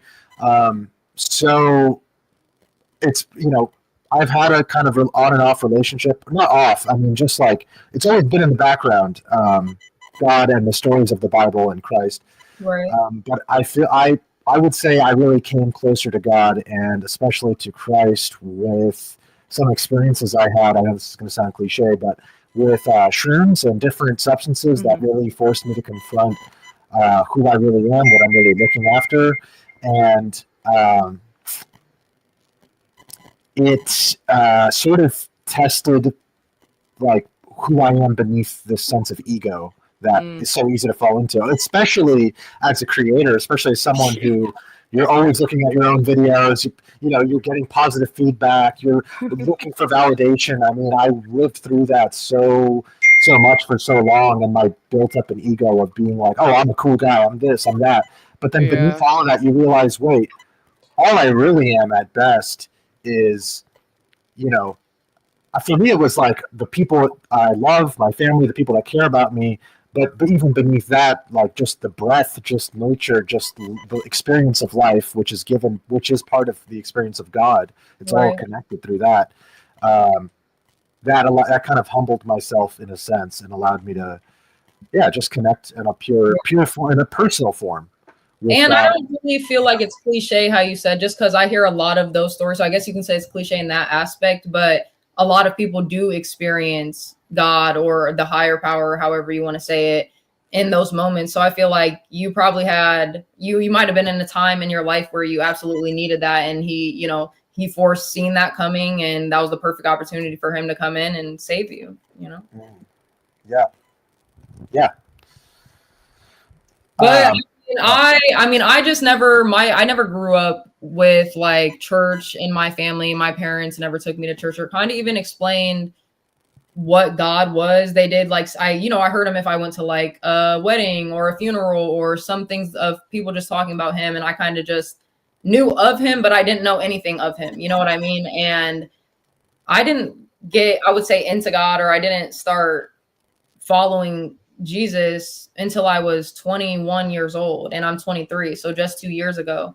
And it was never like, it wasn't a church that got me into it, or even like, a shroomer experience. It was just like, I think something in my day-to-day life. And it was literally like a flip in my brain, and it kind of just switched. And I was like, what the fuck am I doing? What am I thinking? Like my brain kind of just totally switched.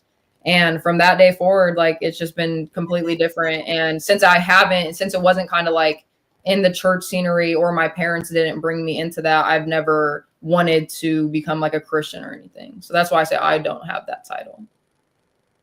That's so interesting. I feel like we all have very unconventional paths to all our stories are different. It's like for me it was fentanyl, for you it was shrooms, and for you this other thing. For me it's just my day-to-day life. I don't know what happened. Yeah. But I mean that's beautiful in itself, and everyone has their unique journey and experiences to give. You're wise beyond your years, so you have a lot to share, in your experience. Yes, I think. Yeah, and you read the Bible, and I find if I read the Bible, like last night I was nervous about the show, so I was like reading the Bible, and I had that like feeling very close to God, and it's still jarring and confusing for me. But I figured, I'm just going to be honest about that as my experience, and I'm honest to God about that, and that's what I felt like I was, communicating last night. It was just being realistic and, kind of questioning, why did you design me to doubt you so much? Like, what's up with that?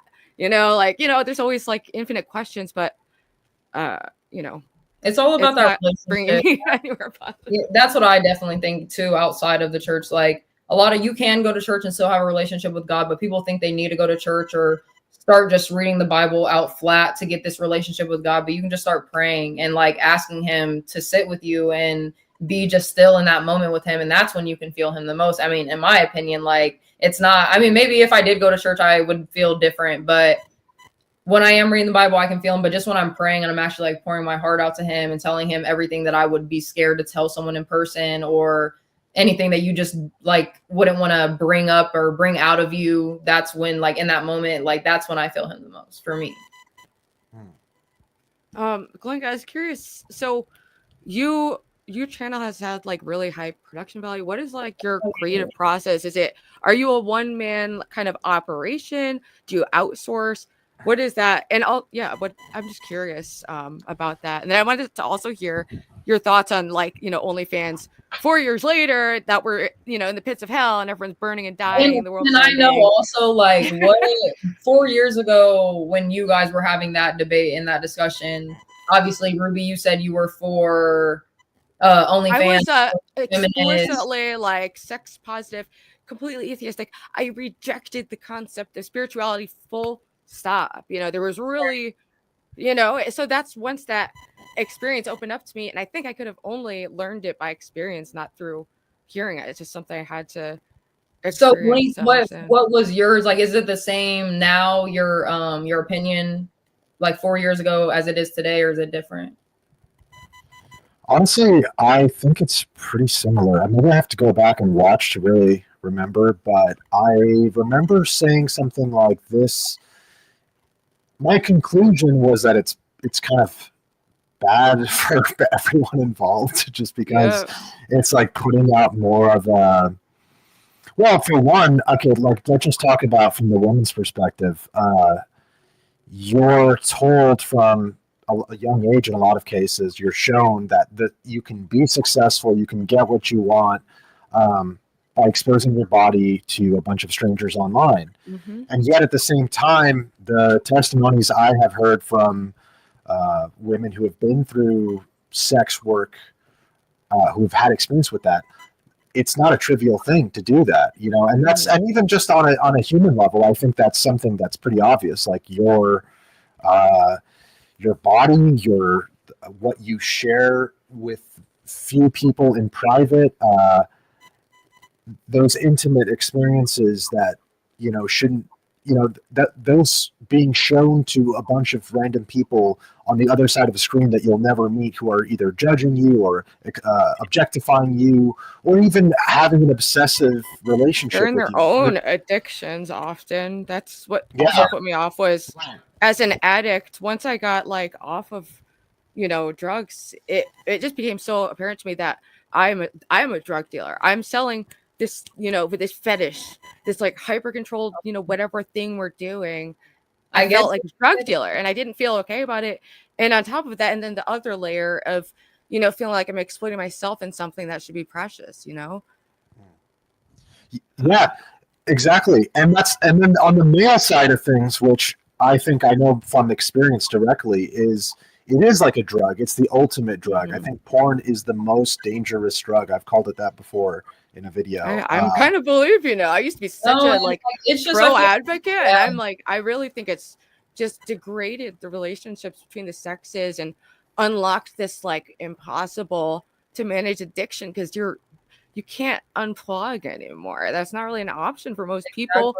For me, I can get away from the fentanyl. It's not in my face, and I don't think about it, but if there was a pop-up every few seconds of a fentanyl baggie dancing, be like, la-di-da, like I would be a little fucked up about it, So I don't know. I definitely see your point more now, and I wanted to tell because it's like, who knows what things you tell someone that might resonate later. Sorry, I want to ask both of you a question related to that, though, which is, I've always heard, and there's supposedly stats on this, that women, they consume different types of porn. They're drawn to stories more, to maybe reading erotica. And I want to know, because what you're describing, Ruby, is this constant visual reminder that you can't avoid on the internet, which obviously both of these affect men and women. But I'm just saying, I do think there's something to the fact that the visual part is more what men are drawn to. Yeah, absolutely. And maybe the story or the eroticism of it is what women are drawn to. Have you guys found that to be true in your experiences or in the people you know? Absolutely. 100%. I mean, look at like 50 Shades of Grey and like that whole market. Women are ravenous for like smut fucking novels. They are ravenous for it. And then you have sites like Literotica, and it was another enlightening thing. It's just seeing, like the feminists like to play both sides of the coin of like being like, oh, this porn is so fucked up, but then often it's the ones that, it's a story written by a woman about her like ultimate fantasy, and it's like kind of horrifying. I don't really know, because like me currently for the last like over a year, I don't indulge in those type of things, so like it's kind of really hard actually to remember. But obviously I can say like I have, and even just like with real life relationships, like the story and the lead up, it really does matter, because girls don't want to feel like, oh, you're getting satisfied and we're not, and it just is quick, and it's just like you said, in for the visuals. Like there needs to be some type of build up, there needs to be some type of storyline, I guess, in quotations, because that doesn't sound right. But so yeah, I guess I would agree with it. That's it. I mean, it makes wondering- men more susceptible. That makes them more susceptible to that, you know? And women are more susceptible to different things. That's another thing I was very rigid on, was like sex differences. Now it's just, I feel like I just was ideologically driven in ways that I couldn't even perceive. And now I, you know, at least I'm perceiving myself now as wanting truth, but who knows?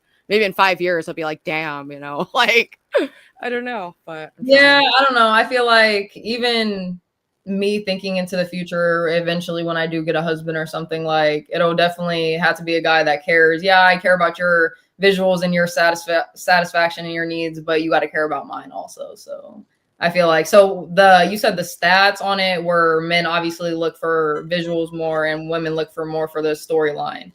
What was what is the latest stat of that? Was that like last year or like, because I feel like men also, because it probably got worse over the years now, especially because I don't know, men nowadays, yeah. I think that's a good point, actually. I don't know what year it was. It was probably, I don't know, sometime in the last 10 years even. But I think it's probably gotten way, way worse.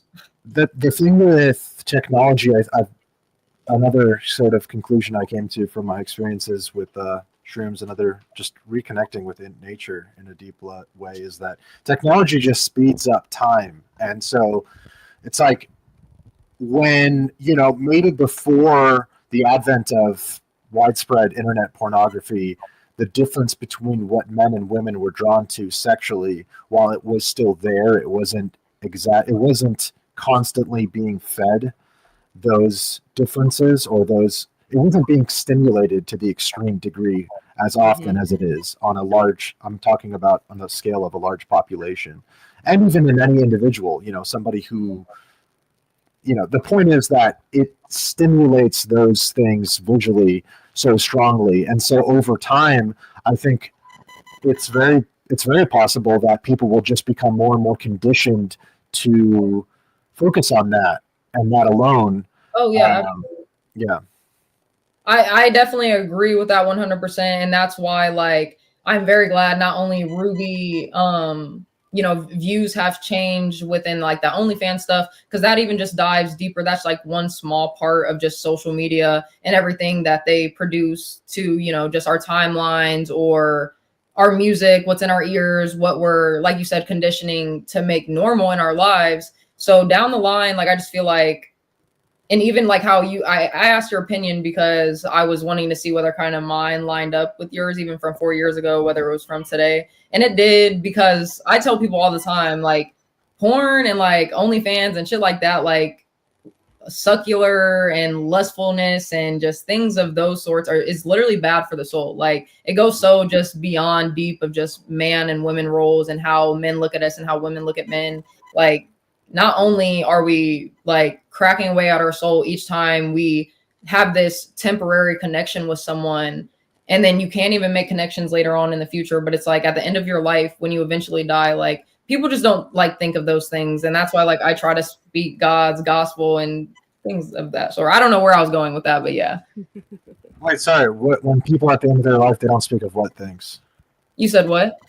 When people are at the end of their life, they don't speak of like they or not speak, like they don't think of like in their younger days when they grow older, oh, I'm going to end up dying and where am I going to go after this? So even if like some people, you know, they believe, oh, it's just blackness or space, or there might be heaven or hell. And if it's like, if it is heaven or hell and you know that these things are diminishing your soul and, you know, your relationship with God and who you truly are, why wouldn't you try to do better, I guess, to achieve something that's going to be eternal compared to temporary things on earth? Yeah, that's a great point. I think a lot of people are not convinced that this is eternal, though. They think once you die, it just goes to black, and they just want or what's it called when you're like, what is it called? Reincarnated or reincarnated. Yeah. Mm-hmm. Oh yeah, that's one. Yeah. It's terrifying. I always believed it was just ending, and I was talking earlier about how from a young age I was very just like death oriented. You know, it's like a goth kid, a punk kid. Like, you could just look at me and it was just like it screamed death everywhere. Like, oops, I know what happened. But No, we were Oh, having. he's back. I think he I got- don't know. I kind of got lost track of line with everything that I was saying in that last little thing, so I forget what we were. Yeah, we're smoking weed too. So if we're like, you know, Yeah, so, we're yeah, occasionally like we weren't for the first half of the show, but like I think we earned it. And also, weed is a drug. Once When the I guest- drink, I feel farther from God, but weed doesn't make me feel that way for that reason. But Yeah, I mean, personally, I hear some people it's like either or for them. They sometimes they feel connected with God, which me, it's like I feel connected with Him, but I can feel like the disconnect, and I do want to stop smoking for sure, but it's very hard. Or that'll be your punishment. Your ritualistic punishment will be like, Gosh, no, not ritualistic. It's gonna be punishment. Clink, I don't know if you've been watching the new like Keemstar shows. They're going heavy on the punishment of just like making people shave their eyebrows off, put on shock collars. And What? Wait, what? What? dude, Let me watch this. I insane. you guys some clips. Dog food, Dude, cat food, it's dog just gotta be collar. like Watch. Want to watch? I mean, I want to see what you're talking about. Go ahead and play. I'll be right back. okay, yeah. How do we Hopefully watch I it? can pull it. There's a show. I crazy. auditioned. I'm not that surprised because I've noticed the Kick event streams, and he's a personal friend of mine, but as a streamer, he lives a very different life. Paul, Ice Poseidon on Kick, did these like Fear Factor streams where people had to like be in a cage with roaches and like find a key, and like it was disgusting. It was really gross. But what I'm trying to say is I think the internet has been trending in a darker direction because everyone's fiending for that.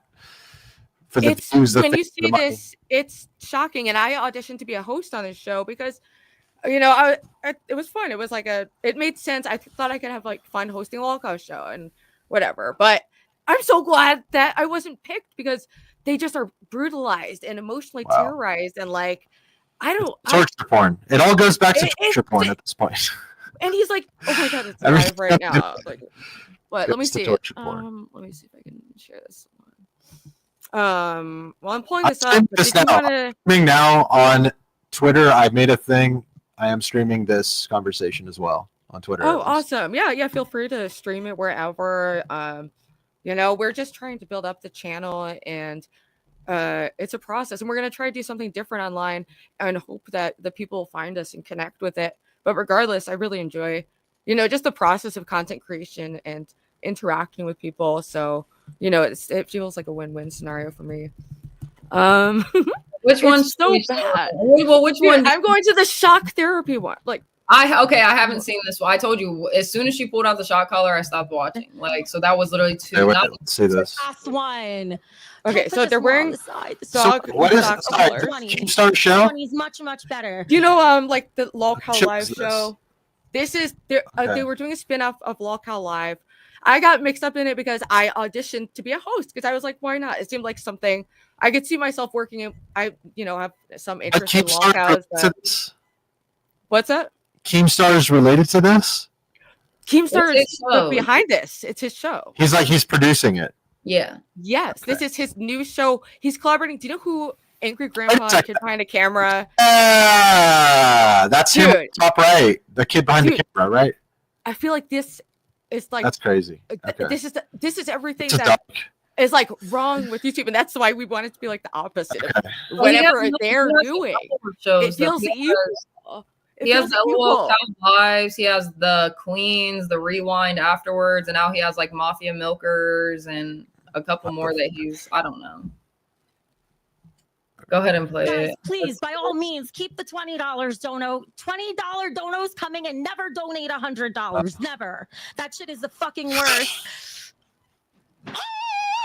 Okay. Let's do it up. Let's get her something to think about. You want to sell your ass? Yeah. Look at that dog. Oh, I got a little used to it, so I held that one for a few seconds. Motherfucker. Oh my god. Oh, is the dog smoking? What's going on over there? No, just take it. This is crazy. Yeah, Wings loves Kelly, but Wings goons to Becky Boop. Remember that, fuckers. And why you gotta talk about Wings like that? He'll come in here and feed you to the dog. Oh, I just bit my tongue. My motor skills aren't even working anymore. He talked about me like that, okay? Like that, Do people watch this? like 4,000 or 5,000 people. But I don't think it's sustainable. And he said he's trying to attract like a female demographic. I thought it would be a good idea, like the original concept for Lolcow Live, of like helping lolcows and like, you know, in their journey, there's going to be amusement if you're like have someone who's dysfunctional. What kind of female demographic are you trying to attract? Like the 250-pound plus female demographic? Dude, it's just like it is like torture porn, and I'm so glad that I didn't. This isn't even torture porn. This is just cringe. It's not even that. Everyone's acting and they're all fake as fuck. Well, but the thing is, they have crossed various lines. Like, you know, Becky shaved her eyebrows. Becky said multiple breakdowns. I talked to her behind the scenes. Left? She's the girl in the top left. Do you know who Review Tech is? Yes, I do. I was just thinking of him today, actually. I was like, I wonder what this guy's his ex, and that's kind of how she knows Keemstar. She got hired for this with Tina, who is she's a social climber, just based on what she acted in that clip. Oh, right? Becky has a Harvard degree. Well, I think she have the Tyra Banks version, but I don't know. That doesn't mean she's not a social climber. No, I wasn't saying it. I mean, it could be serious. She could be acting. She's an actress. But they're actually, I believe, abusing them. I think it's a combination of acting and actual. Like, I think in the future, there's going to be like, they'll look back and there's going to be like labor violations here. It just hasn't caught up yet. But this, I think something's going in wrong. The future, there is also a future where everyone is. Have you seen that? You know, I'm not going to reference Black Mirror. Fuck it. I just mean, imagine. Fuck it. Go on. Let's go. I love Black Mirror. Okay, I'm not ashamed. Episode 2, they're in that. Like it's everybody is a streamer basically on a game show to see who's the most entertaining person. They all live in that cube that's being live streamed, and they're all watching each other's live streams. And they go to the gym and they live in a cube. And the point that I'm making is there is also a future where everyone's just in their little box and they have to stream and be an entertaining enough monkey to keep the propaganda going, to keep people consuming slop, consuming nonsense garbage, so that nobody wakes up and understands the dystopian nightmare they're living in, which is what we're slowly trending towards in terms of human rights, in terms of technology that enables complete tyrannical cyberpunk dictatorships. I've seen what episode you're talking about, and that episode is kind of scary because that is very real. Like, it could be real. Yeah. That's why that show's popular, because it's believable that we are, like, in a lot of ways in that dystopia. Mental health rates are like worse than ever, and we have like multiple like propped up, completely corrupt like medical and government institutions like prying and everyone's being fucked from every angle, and it's like it's a bit overwhelming, but it's been easier since I found God. I'll say that. Mm-hmm. God makes everything easier. It was a rough one before that. No, really, because people ask me like how I'm so calm and collected. I mean, I've low-key always been, but God really just sat me down. He said, "Sit down, calm down." I'm like, okay, I'll chill out for a while, because we really don't need. What was our video on? Over explaining ourselves and why obviously energy on the like giving energy to people who absolutely don't deserve it. So that's what we're not doing. That's what LOLangelz, and that's what I'm saying. Even watching LOLcows or whatever you want to call it, like that's just giving bad energy. We need to stop watching it. Okay, it's not. I had to stop. I had to. See, here's the thing, though. I totally agree with you, Lo, that there's just low vibrational content that you don't even want to waste your energy on. It's a siphoner. But at the same time, here's where I struggle, because you need to find the line where it's enough, it's consumable enough so that you can build an audience. Because you still, it is, I mean, maybe different people have different size audiences, and maybe you don't even need an online audience at all. But what I'm getting at is there is an undeniable amount of influence and sway that it has to have a big audience, like even streamers like Hassan Piker or Moist Critical, Adsmongold, whatever. A lot of people are not even always slop or whatever. Sometimes they're just normal dudes. But what I'm getting at is there's a sweet spot. Maybe it's that being a relatable, normal person or whatever it is. But there's definitely a sweet spot where you can reach people, and you want to reach people without, while making them maybe aware or relate to things of hopefully a higher like God and a higher vibration. Yeah. Right. So would you have any like recommendations for our new show, LOL Angels, as in, because obviously we're going to keep the good energy and the positivity, but I feel like a lot of people, like, we're going to lose a lot of viewers because a lot of people like to watch, you know, the stuff that's low vibrational, as you put it, and just bad for your brain. So what would you say, like, we could do to just keep besides like already everything that we're doing? Like, yeah, we have good ideas, but I just want to know what you think. I'm still learning because I'm just getting back into. I'll say this. I think you make a lot of clips, and it might benefit the circulation of clips if you do take maybe one segment of the show to look at something that's particularly low vibration, but maybe also particularly influential, and break it down from through a spiritual lens of this is what this is doing, this is what this is influencing people to do, this is what this is the message that this is sending to the world. Right. You know, I think that's a great way to handle it. Yeah. If you can find the balance, and it's an art, you know. I don't know that I found it, and like Lo, it's kind of like, you know, when we were watching that video of you, like Lo, one of her first streams, some guy comes on and is just, you know, hard R, calling her the N-word, like just off the jump, you know, and I'm like, oh man, like fuck, like, yeah, that's. And she kept her cool, and like we reviewed the clip, and obviously it's low vibration, but we just laughed at the evil, yeah, and how you said and how small it is, and like, yeah, and broke it down. So yeah, I think that's excellent advice. But we broke it down in that spiritual way of like, obviously my whole stream that day was kind of like about a conspiracy, and I guess you could say it had to do with God. So he came in, started talking about the Bible, saying, you know, trying to debate with me over stuff that he believed and I believed.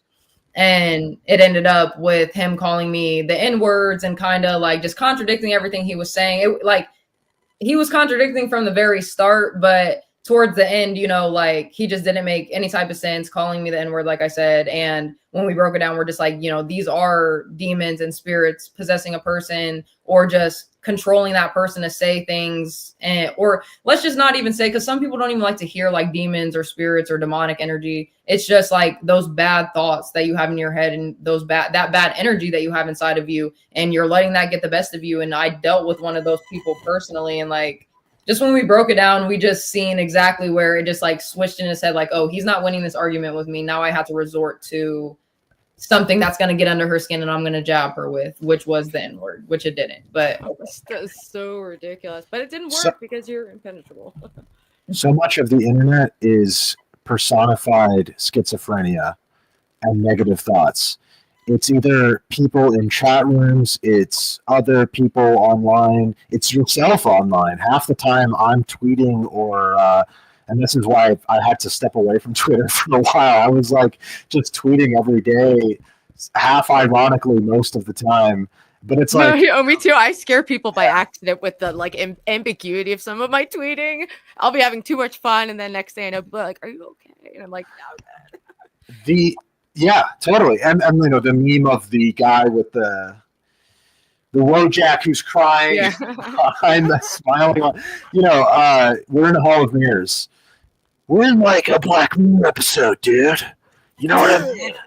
But like, sorry. Like, I just want to address this little comment.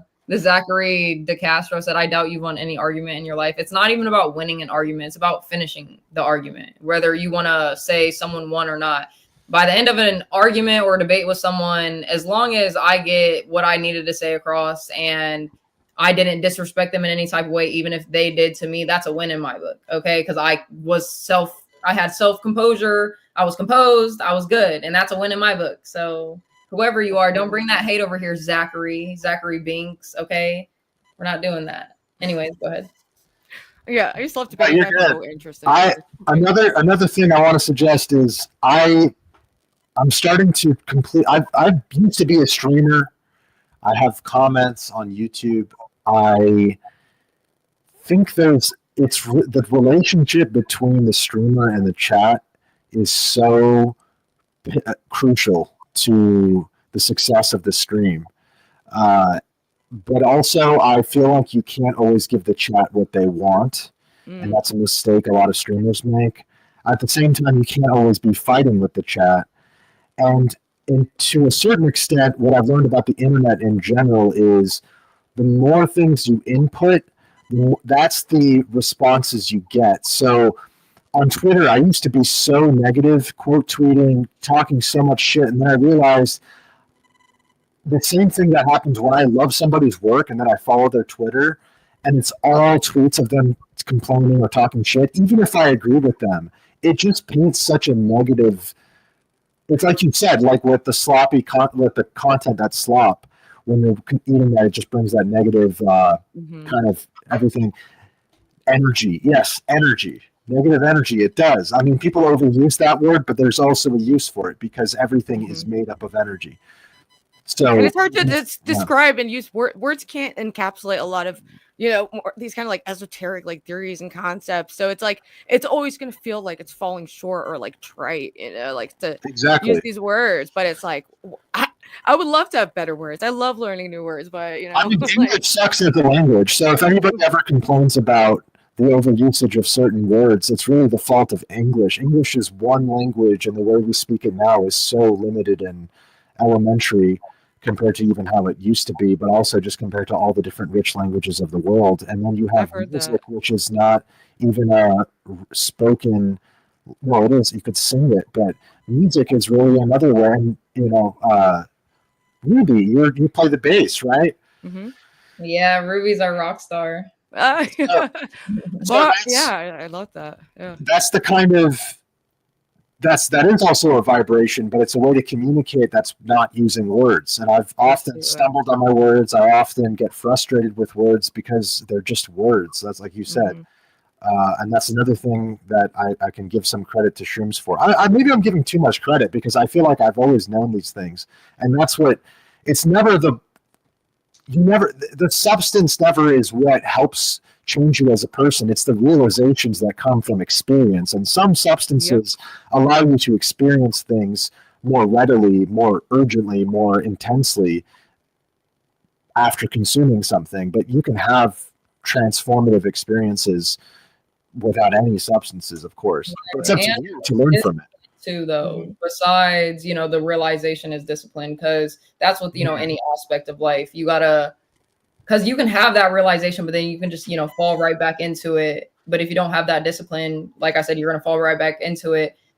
And just like, I know it's very hard because I'm low-key talking to myself too, because there's some things in my life that I definitely slack on. You could say like one of them could be like reading the Bible, but it's literally forcing yourself and realizing now I just lost my train of thought. It's me like all the time. Looking at the comments and I was talking at the same time. Do you ever do that? Dude, like, it's hard. I'm reading. So okay, pause. I was about to read. You're talking about like struggling, like to stay disciplined to like reading, the Bible every day. Oh yeah, and just basically, if we don't have that discipline, that realization is for nothing. So yeah. Exactly. I hope this is like a therapy session, Loading. I hope so. You all need therapy. Everyone is so crazy, but you need therapy that works and that isn't crazy. But somebody's mic is ringing. I don't know whose that was. That's not mine. I think it's Ruby's. I've been wondering that the whole time. There's also this loud dinging sound that goes off when your phone gets a message. So I think that's me because I'm on my computer. We're newbies, dude. Like, you gotta turn that shit down because it is piercing my ears. Here, let me leave and come back. No, I don't know if it is your mic, Ruby, but it's like for me, it's cutting in and out, but it sounds just like a really like long ringing sound. So I don't know, but I don't think you have to. Like dial-up. It sounds like dial-up. But maybe my mic can shit too. I don't know. It's fine. Somebody said Glink's mic. Listen, guys, all right. Maybe it's my mic. It's hard being DIY out here. Maybe just holding it a little too close to your mouth. I'm holding it too close, but now it's too far. I feel like we can still hear you. Like, I need a mic stand. Oh yeah, that would be perfect right there. That's the best that it did through this whole time. But yeah, so where were we in the conversation? I mean, we were talking about a lot, like relationships, meta, fucking OnlyFans, so much, faith. So where do we even get back into? Yeah. Well, I mean, I don't want to take up too much of your time, Blink, but I did want to hear a little is bit. that your way of kicking me out? No, no, I just literally don't. You don't have anything to You're do. welcome to stay. That's my way of politely being like, hey, no You can pressure. You have met the the minimum requirement, and from here on, it's Yes, I met the minimum requirement. In my mind, but no, I'm so enjoying this. I've been wanting to catch up with Blink for a while, and it's so refreshing to hear people who have like a similar experience, because it can be like isolating and confusing and bizarre to talk about or to try to talk about. Especially for me, I struggled, but I feel like the more I do, and I'm connecting with people in a way that feels more meaningful, and like it's taking me, towards a better path. So, you said you wanted to ask him something, though. Yeah. What was it, Ruby? Well, you're asking me to remember 5. Oh, I just wanted to know. On a StreamYard, it's just too fucking bright. That's the real problem here. I know. I have to edit. I'm like very tech inept. It's like and we just got like the good StreamYard where we can like edit our backgrounds and put an intro in. So we barely. That does look nice. I like the sky. It's a little low PNG. It's kind of a low resolution. That's what I love the lo-fi. I would go with an anime sky. I would get a nice quality artwork 2D anime sky. Ooh, and she loves the anime. You already know that I'll find the perfect one. I got you. Okay. But I like the aesthetic, the colors. It's kind of, if I can say, it's a godly twist on the trans flag colors.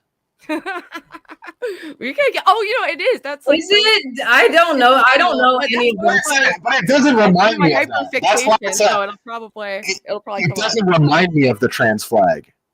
It's just. It is the colors. I shouldn't have brought it up. I was about to say I don't know what the trans flags like. It has its own aesthetic. Good. That's good that you don't know. I really don't. Like I'm not. It's not even real. It's not even a real flag. It's just a made up fucking square. I mean, we could say that, but I like our clouds because obviously it goes with our show, LOL Angels, and we're just up in the sky, just chilling.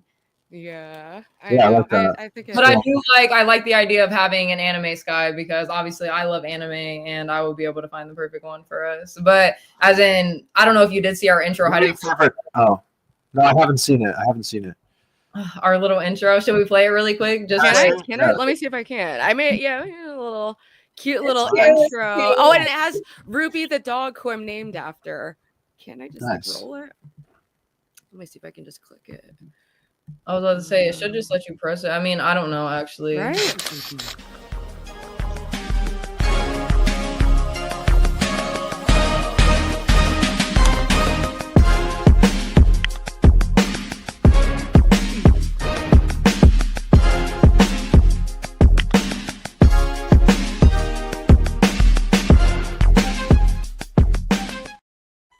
Yeah, whoa! I like the music on that. I like the editing. Shout out! It's an original track by a fan, or not? I shouldn't say a fan. He's more of a friend and collaborator with MDX.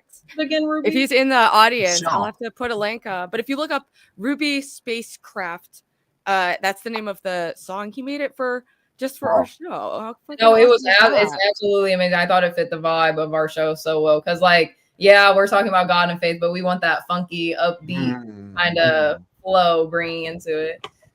Yeah, I like having little lo-fi, like silly elements, and that's going to be a part of my element, whether I like it or not. MDX is fire. He really made that. MDX. Mm-hmm. Yeah, I need to. I forget. You just know I do. You know how was it MDX who commented on that one video and was like, "Oh, you should extend it," but I agreed with it because I extended like 20 seconds just with like pictures or clips of us like fading in and out of the clouds or something, just to at least like 30 seconds at least. Dude, I could take some clips just from this episode and like throw. Yeah, absolutely. Fucking perfect. Somebody was asking me about if I use Shure SM7B. I use that with a Focusrite, and I also run it through a cloud booster, and it's on maximum gain right now. So I don't know if there's anything else I could be doing with it, maybe something in the software. But StreamYard sucks sometimes. I need to upgrade and be real about like OBS. But I got my jump on StreamYard, man, free version. Now we're upgrading to my friend's paid version, not my actual one. But yeah, it's pretty cool. And it allows for some, creative features. But I did want to hear about your process and what you are working on currently. What are your goals for, your creative roots? What's your goal for 2025 this year? Yeah. What's up? 2025 goals. 2025 goals. 2025 goals. What are the goals for 2025? I want to fight some of these kick streamers. I want to fight Aiden Ross, Sneeko. I'm calling you out. I want to fight them in the boxing ring, at least 3 rounds, 3 minutes each round. Okay. Yeah. He's calling people out already. Dude, they should be scared. That's my goal. That's my only goal for this year. Everything else is secondary. I don't care what else happens. So nothing with YouTube though? Are you planning on making I'm playing YouTube just to train full time? Oh, are you really? Are you streaming full time? Really? No, training full time. Oh, awesome. Training. Oh, you're training for battle. Yeah. Dude, I feel like I've been training for battle my whole life, and it's just beginning. We're in spiritual warfare. Someone said Glink versus Romano. Dude, we actually, I don't know what our first guest, we do a community spotlight of someone in the audience, and our friend Romano, he dresses up as Power Rangers, and he does stunts. And He does. He has black belt too. So he knows karate. He's been doing it for years. Okay. Karate. Dude, Romano, he might have karate and boxing are 2 very different things. No, they are, but I'm saying he has his black belt in karate, so maybe you could go up against Romano or Golden Angel. In karate? In karate or in boxing? And maybe you box, they do karate. And see who wins. I mean, you guys skill against skill. You said you can do it. So we're gonna have to do a backyard beef street fight. How they do? I don't do backyard street fights. It's got to be pro. It's legally sanctioned. It's legally sanctioned. Yeah. Dude, that's the thing on YouTube too. Is fighting. Yeah. I was gonna try to wrestle Zay too did. Remember? I don't know. Are y'all getting into that? Are you gonna throw your hats in the ring? Well, when I kind of got sucked into the Keemstar world through auditioning for LOL Queens, and I've made some appearances. And they were You're not a LOL queen. Come on. I'm flattered you think that. I mean, I made a lot of progress this last 6 months. So, but I've definitely been a LOL count at some major points. But it's subjective. I tried to watch it for about a week. Yeah, they're doing they're setting up all the fights between everyone, and Keemstar thinks I'm too much of a wild card, which I think I'm so tame lately. But I don't know why he thinks you're a wild card, and compared to some of the people, it's not even. Dude, the people believing what you having the values you do is a wild card to these fake motherfuckers. I mean, that's could be true, but here's my thing, okay? Keem, I believe, could be at a spiritual crossroads, truly, where a positive or negative influence, and he's being tempted by Satan. He's moving the satanic direction. Yeah. I'm pleading with him not to. His girlfriend Brantley is very close to God and spiritual, and I thought she was moving away from it. So, I want to root. I don't know. I wanted him to change or be different or have. And it seems they have been doing. I know, a lot of the shit, I guess, can seem fake, and a lot of people probably would say it's been fake. But they got this Sonichu badge, and now they have this whole curse on them, and they burnt a Ouija board on. Dude, Ouija boards nonstop. I tried to stop that too. They did the whole show has gone to shit since then. A lot of people don't think tarot cards are bad, but she was just doing it for the local universe, and all this bad stuff has been happening to all the shows though. And I don't know, they couldn't be setting this whole thing up to make it just seem like it, but at the same time, some of the stuff really seems damn, that just happened out of nowhere. So I don't know. Well, some stuff that's happened, that Becky, accused Richie of raping her, and there were some real dark accusations. I don't know fully what, but I really do think there's some dark stuff going on that isn't like part of the plot, but they like incorporate it. I don't know. It's definitely, I'm weary of it. So I try to read the Bible before I go into that. But I also like being on the Discord because they force me not to talk about drugs or the Thorps, which were 2 hot button topics for me that I struggle with at times. So, you know, whatever we can do. Yeah, I don't know. A lot of dark things going on. A lot of evil forces at foot. And I'm glad you guys are a force for good. But oh yeah, we all struggle every day. That's the truth, because it's hard to be on the straight and narrow, as they say. You know, you got like you said, Lo, discipline is key. That's why I want to challenge Aiden Ross and Seiko to a boxing match, because they're going to need to have the discipline. So how do you plan on like getting his attention to fight you? That's how you do it. You just. I think I have to try to get on. I'll clip that. Wait, I'll clip it and then I'll edit it like crazy. Exactly. Right. I know. Listen, I got you. I'm already. The plan is. This is because here's the thing. It's really hard to build up an audience unless you get consumable content out there, and I feel like we need to be clip farming. You guys need to be clip farming. I'm saying this to myself too, because you asked me what are my plans for 2025. My plans are I need to rebuild my audience, because the kind of content I'm making now, my viewers who are around for the internet culture, the gaming videos, they're not as interested, and that's fine. But that means I have to kind of start from scratch again. And I believe my content can be good. My videos can be inspiring, hopefully.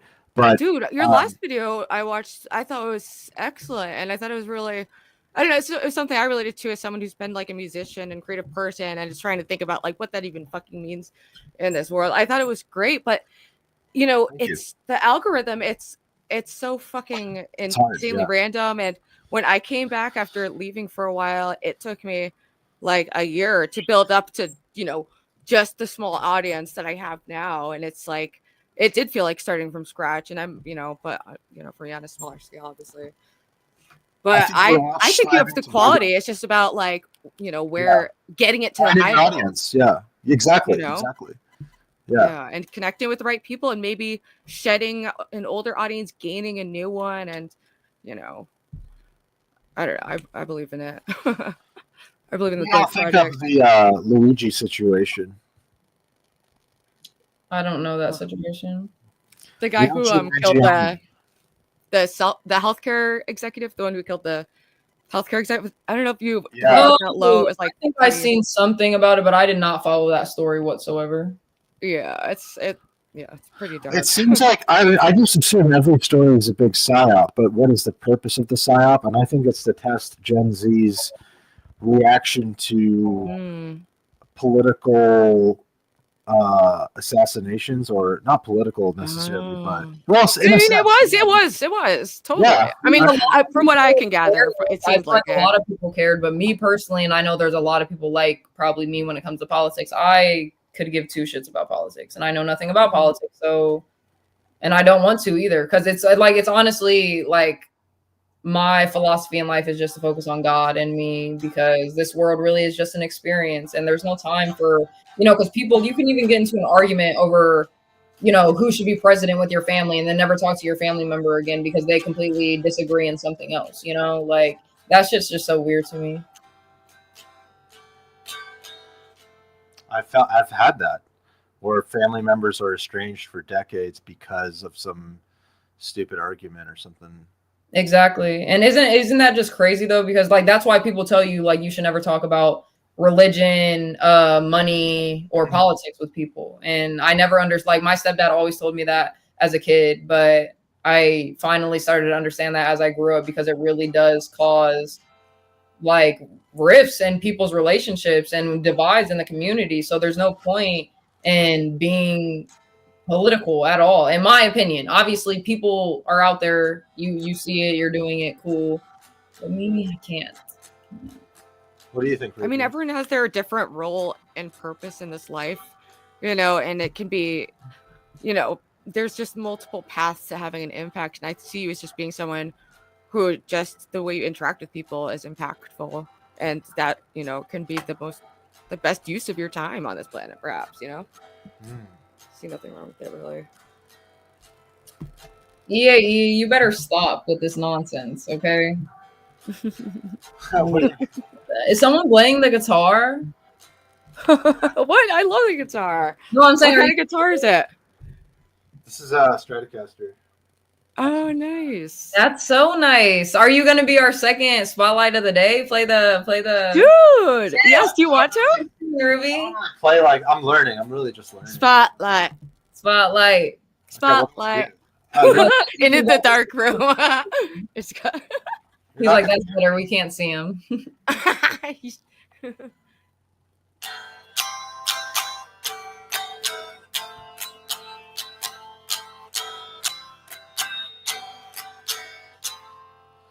Stop. I like that. Is that a song that you made? No, this is it's a cover of Little Busters by The Pillows. Okay, no, that I like the sound of that. And no, when you get better, it's gonna be amazing. Oh, damn. Well, shit, I didn't even get to.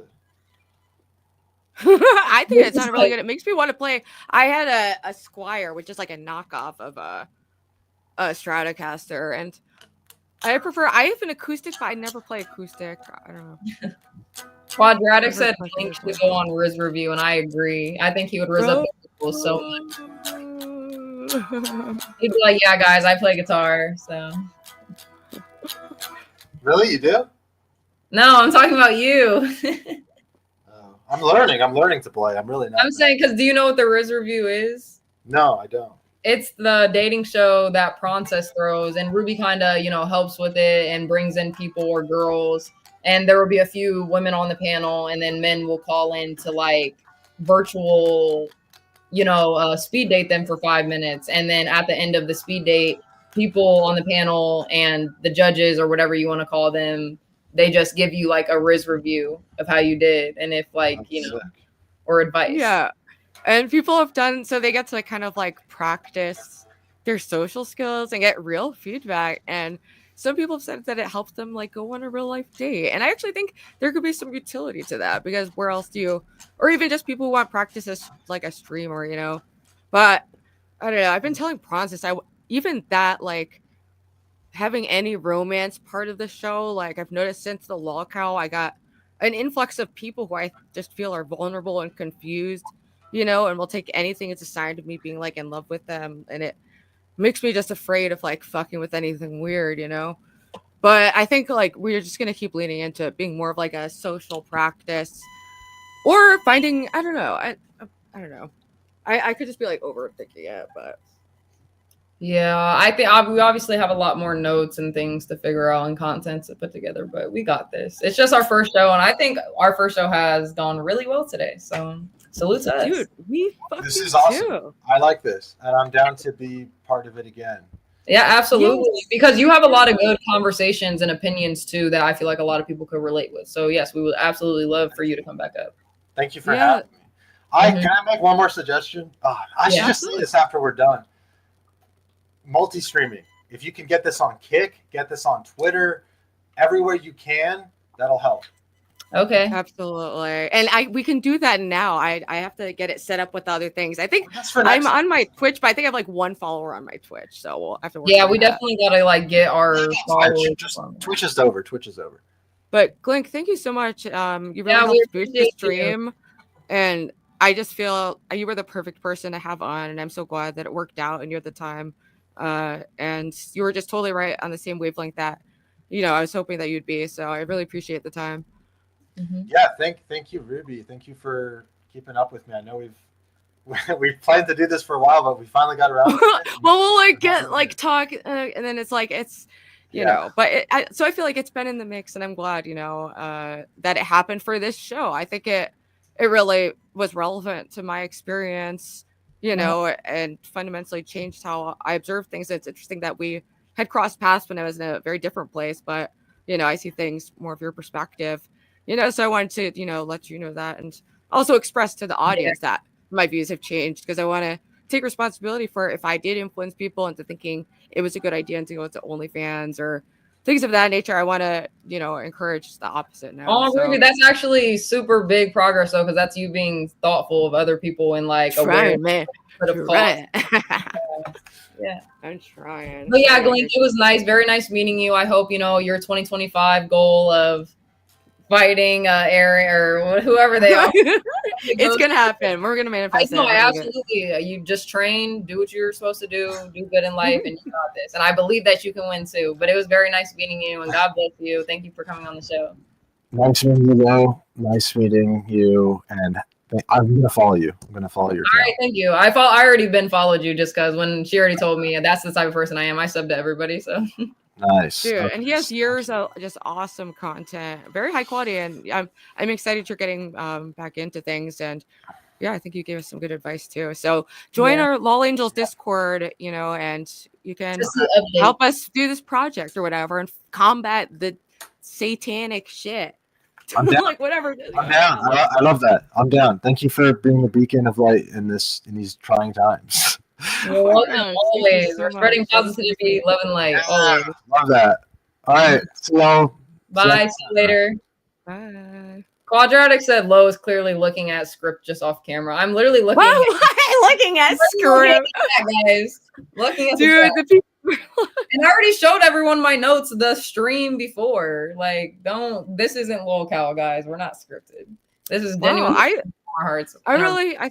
I think that went really well. It was a little bumpy start, mostly from me, but just like minor technical things. Whenever I see other channels have a technical thing, as long as it's resolved quickly, you don't really give a fuck, So hopefully the mic stuff wasn't that bad. And no, our numbers started out lower and they jumped up, So we really appreciate, the people who are tuning in, and make sure you're subscribed. And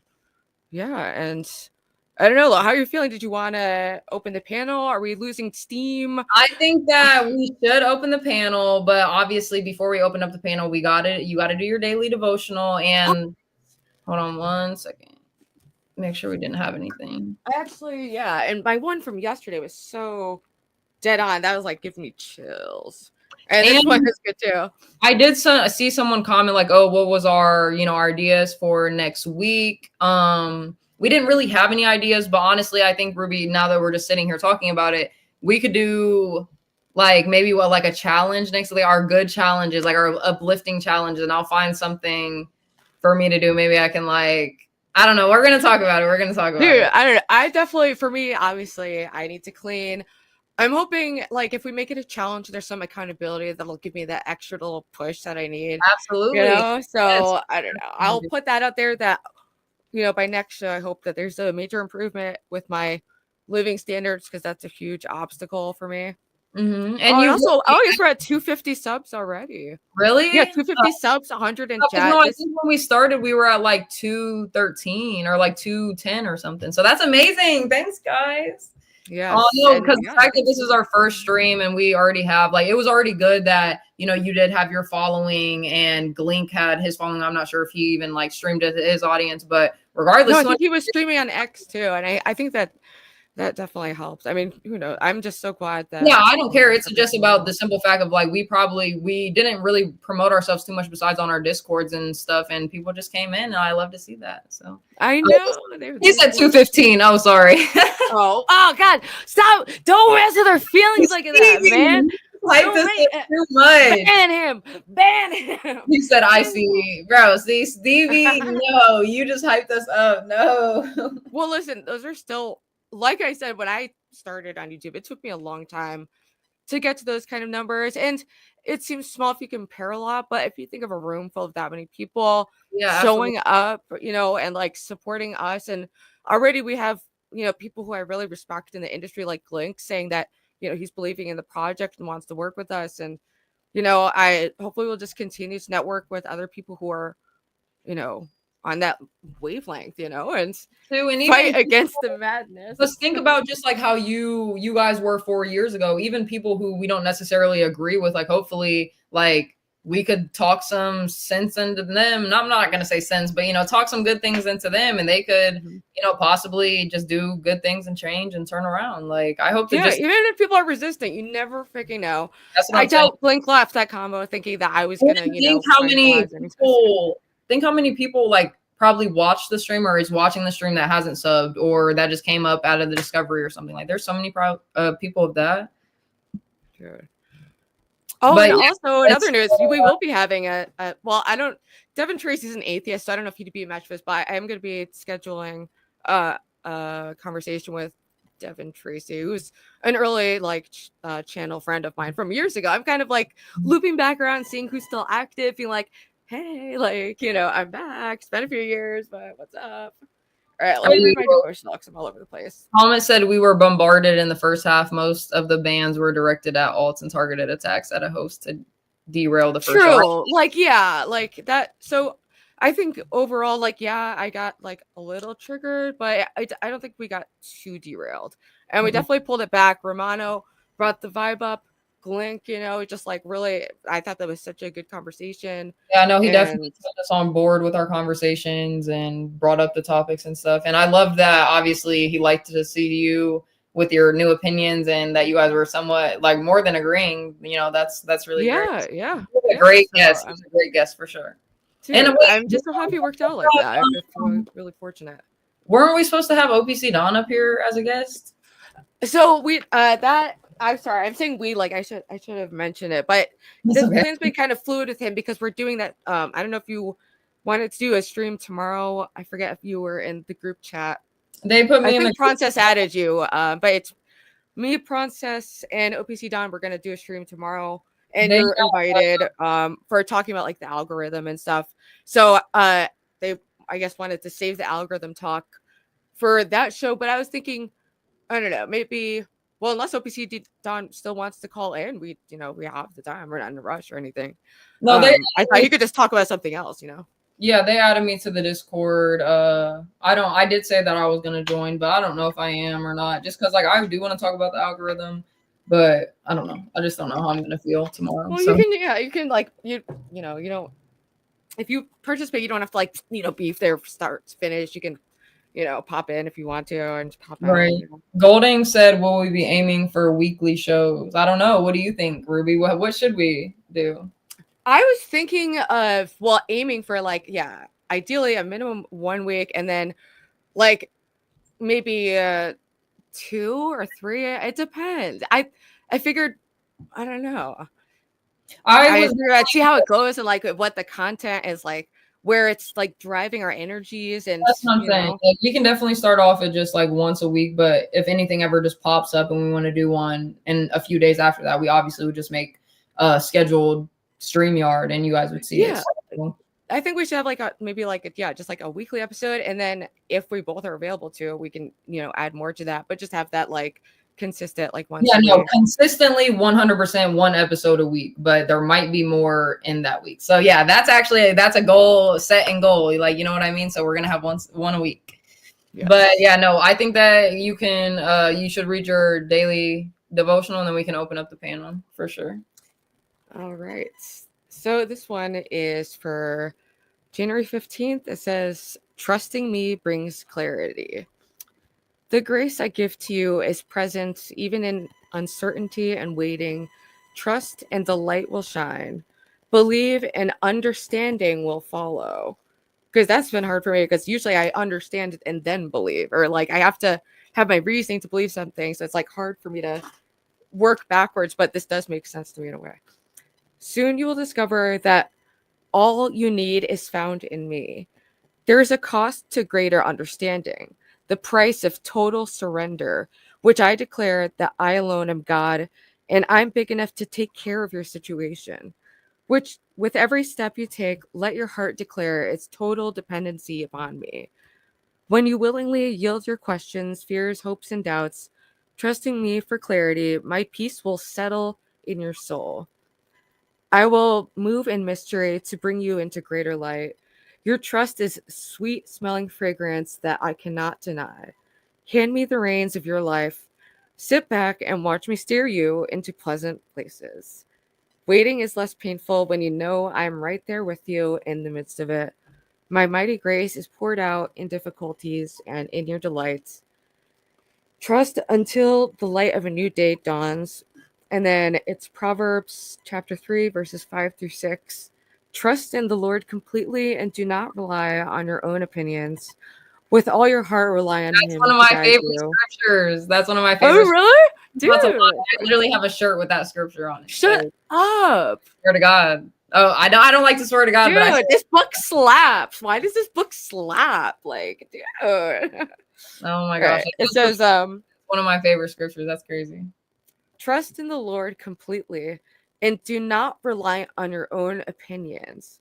With all of your heart, rely on Him to guide you, and He will lead you in every decision you make.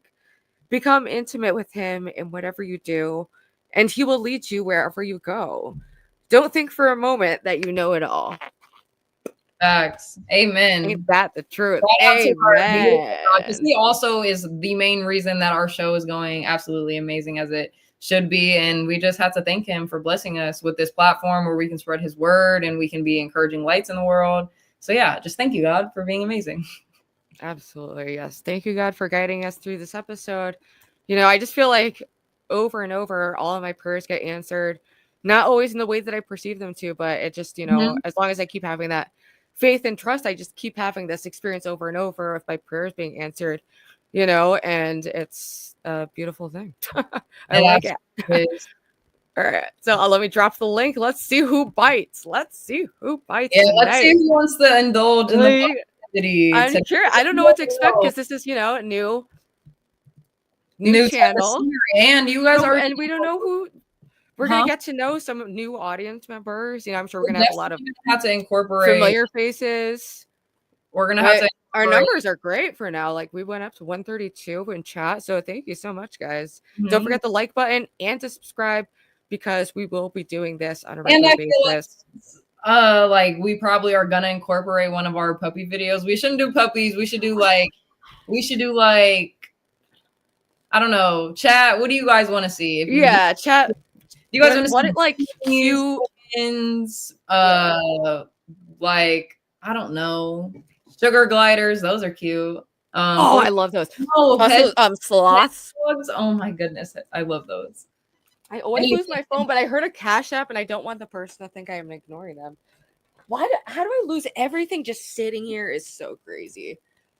I don't know why I'm like that. If I don't find my phone, sorry to whoever. You're backing it up in the camera, girl. Oh no! Did I, dude? No, not literally, but damn near. Dude, thanks for saving me because this is not really a full dress situation. It's really towing the line between just not even. Oh, I found my phone. Jeez, I really. Cypherman said I like the puppies. MDX said rams. Stevie said baby goats. Damn, Stevie said baby goats 3 times. Stevie, I think Stevie. First of all, you can't get baby goats because what happened with Stevie? Oh yeah, you told us the wrong number. I think that baby goats would be cute though. I don't know. All right, dropping. You know how they do like parkour on like the wooden crates and like tires and shit? Show those videos. Oh yes. Okay, that's a good thing to pull off. But obviously that'll be for whenever we get to our cutesy. Yes, for the. Nobody wants to hop up and talk to us, but it doesn't matter because they don't really want to be positive. I mean, come on, people. You don't have to be shy. You know, we will not bite.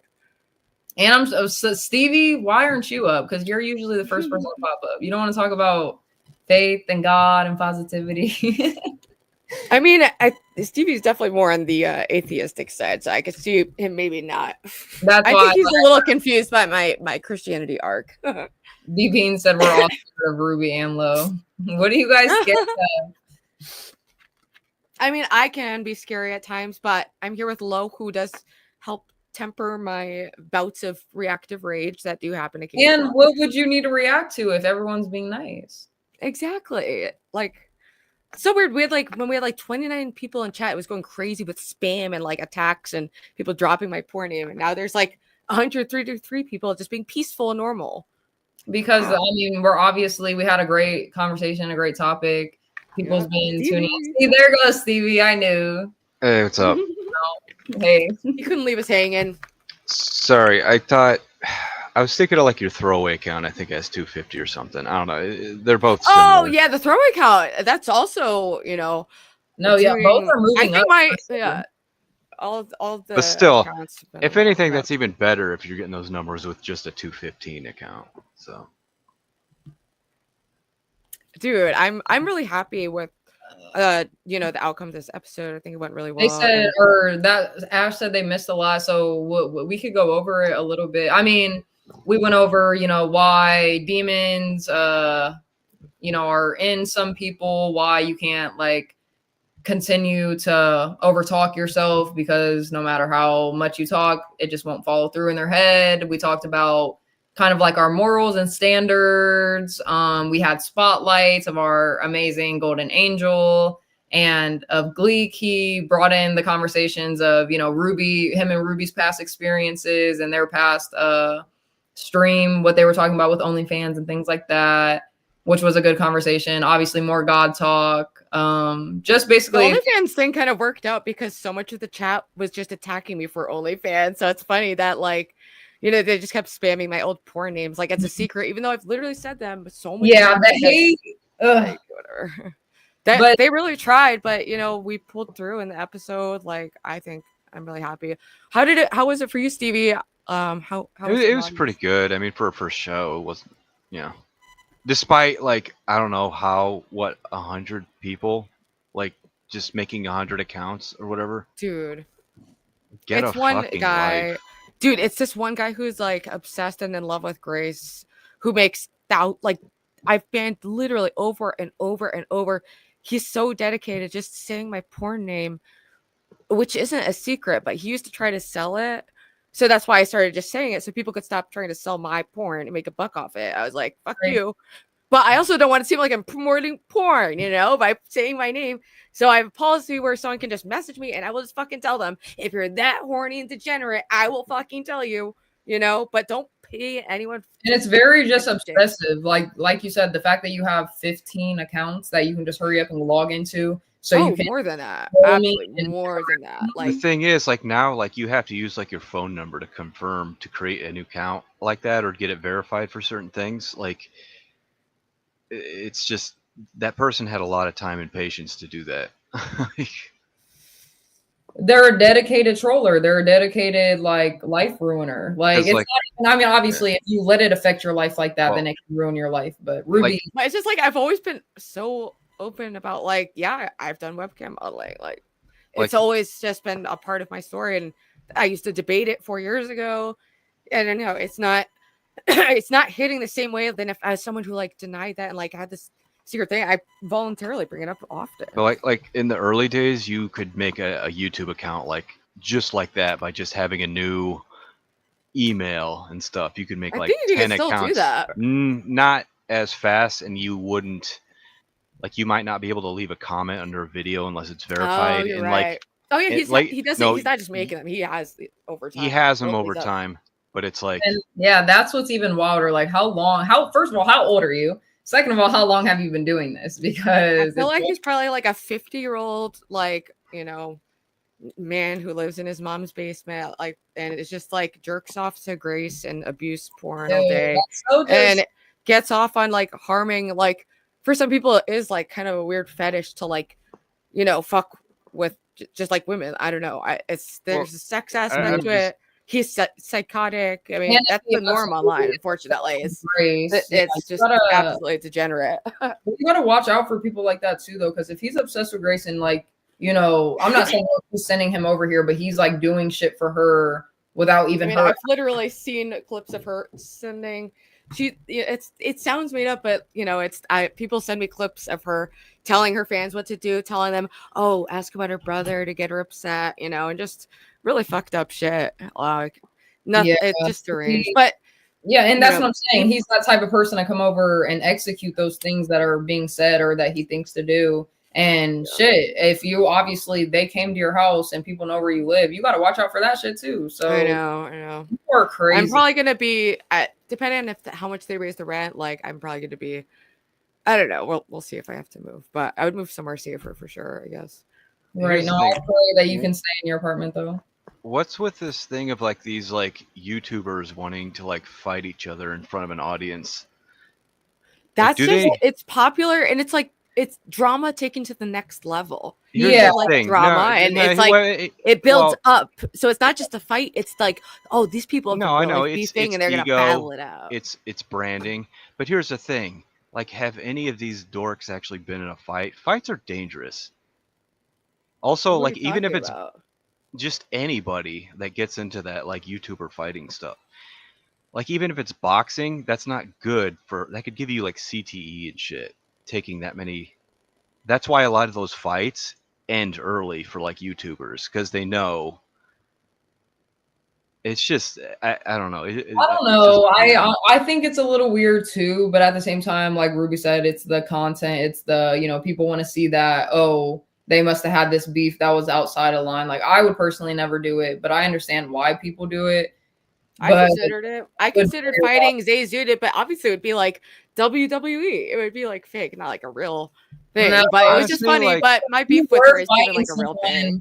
Would you boxing thing? Like, look at all those boxers that are like practically brain dead, and some MMA fighters that are like have mush brain just from taking all those shots. Yeah, it definitely shouldn't be a career. It can fuck you up.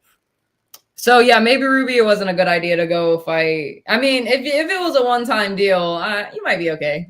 I'm just saying this as I don't know. I was curious about the idea, but Keem shut it down. So it's like, no, thank you. It's just I don't know. Luckily I haven't had to fight anyone since like years, because it's just it's stupid. It's unpredictable. It is. It's kind of and you could actually just die by accident or kill someone. No, it's like the most wildest story of these two, like some guy's girlfriend and then some guy's side chick like fought, and like her and her sister ended up like jumping the side chick or whatever. And like you would think like, oh, them just jumping her, like she would just have gone home, and she did end up going home, but then she ended up having to go to like the hospital a day later, and she ended up dying because she had like leakage inside of her brain from them like stomping on her and shit. And like, I don't know why people think to do that. Like, violence to me, it's like if you really have to resort to violence, like somebody, I don't know. They had to do something crazy. And this isn't like, when kids would fight on the playground. Like these are like, yeah, exactly. These are real grown adults with strength. Like, because you never know who you're fighting either, how crazy they are, what they're gonna do to you. I don't know. People are crazy, and that's why you got to watch out, Ruby, though, for these stalkers and these. I mean, my mom is getting like more and more scared, especially when I had to file the like FBI report, and like things were escalating with the Thorpes telling the stalker to keep pursuing me, and he was trying to raise money. Guy, I just found out your stalker's only like 5'9", and he's like 230. That I mean, okay, yeah, I don't want to shame short people, but no. What I'm saying is, this is a guy that always threatens people in your Discord, and this guy would get. I know he brags about fighting all the time, but he lies. Could definitely take me out. No. Not only does he lie, like I know this guy lies because his stupid workout videos, the idiot doesn't know how to lift weights properly. He doesn't know full range of motion. He uses machines, which. Not judging anyone who uses machines if you can't afford an actual like free, but there's a big difference between free weights where you're pushing against gravity as a fight, as opposed to like this guy. He goes down like a couple of inches and says, "Oh, I put up 275." It's like, dude, get a fucking. Well, yeah, he definitely doesn't seem like healthy or in shape at all, but he does seem unpredictable and like a violent, like a fool. He seems like a buffoon, like who gets drunk and probably has an embarrassing like. I've seen like drunk fights when I was sober, and once I saw a guy literally he was picking up like a street cone and just like trying to throw it at another guy. And it's just like, what are we doing here? It's embarrassing. It's embarrassing for all parties involved.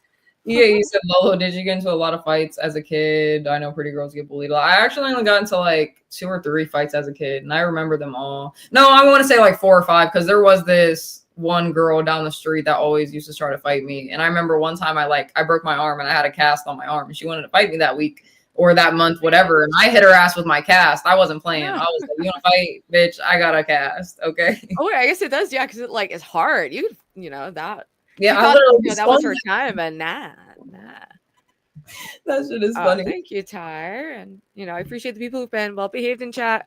You know, I will reconsider King's ban because, you know, he is a friend, but it's confusing to me why he would say ZXV is a good guy when this is why I think King sometimes plays both sides of like actually trying to mess with me, and I get confused. Like, because why is he saying that the person who's spamming my porn is a good guy? Like, I don't. That's so confusing. Yeah, no, people like that. It's like you can have your own opinions, but as you see, we're trying to have this type of energy over here, and he's not bringing it. So don't like try to defend that. We're not just even Dan is fine. I was surprised that King. I just didn't expect him to say that because also King admitted, you know, that he had done Chatterbait too. You know, and I thought there was a little solidarity there. But Dancing brings up a point saying you're not going to get CT unless you plan on boxing every. Which, yeah, it's true. I mean, but there's times where you can just get, like, you've seen people drop with just one hit because they don't know how to protect their head and stuff. Dude, that'd be me. I did a self-defense class once and I'm weak as hell. Like I Also, need to start exercising. I've got no muscle mass. Like I don't even try to box somebody. I wrestled in high school. We were just taught to grapple people. Like punching is secondary. I think Napstar is trying to call you out, Stevie. Yeah, he can. If he eats his own shit on camera, then I'll do it. No, that's my don't. Challenge. That's dangerous. Not on this stream. Well, no, not anywhere. We don't want to. No. I just know someone died from that. So once the show ends, all the negativity rings back into you. Yeah.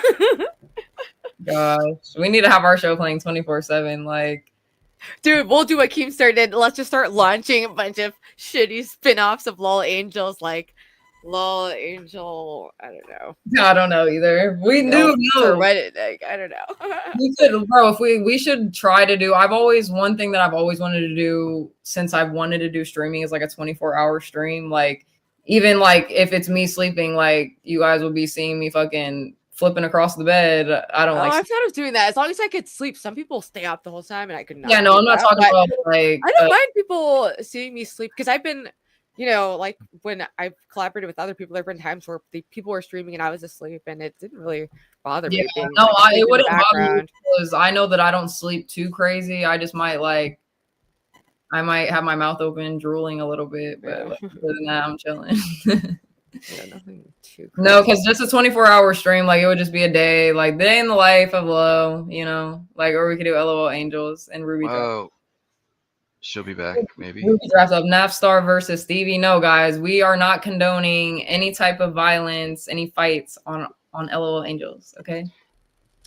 Oopsie. They said Napstar versus Stevie opening card, then the main event Glink versus Romano. Hey, that would actually be crazy. Dude, that was so fun that we got like multiple, like, you know, Glink was doing his jujitsu shit, and we had Romano with his tricks. Like, no, Romano absolutely did amazing. I told everyone I do not care what nobody has to say about Romano. Romano is that guy. Like, I didn't know that there was any controversy to him until he had said that. But you know, anyone just being themselves online and trying to do something. Would Napstar actually show up though? That's the thing.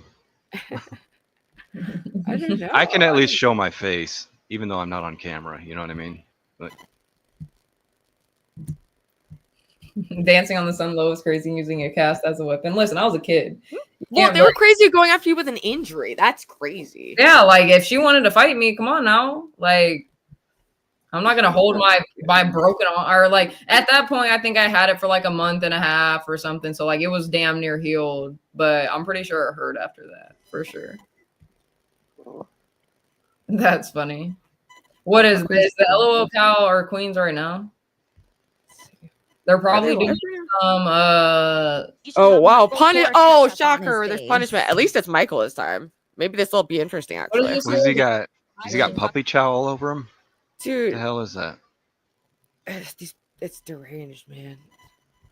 But is that like curious. strawberry? At least it's him for once, not them. Like I'm gonna doing another one of these streams. Should we kick out Zeta? I don't even know who Zeta is. That's on my face. Fuck. I'm just gonna say no because I don't know who they are. I love Zeta. I'm taking notes for the future. So, one. Why don't you guys fill out unemployment papers for the future, to bitch? the face. 2. Seafood to the ketchup face. all Bro, over. these challenges So you are guys, we so listen, just we like take your feedback. dehumanizing. Like I cannot.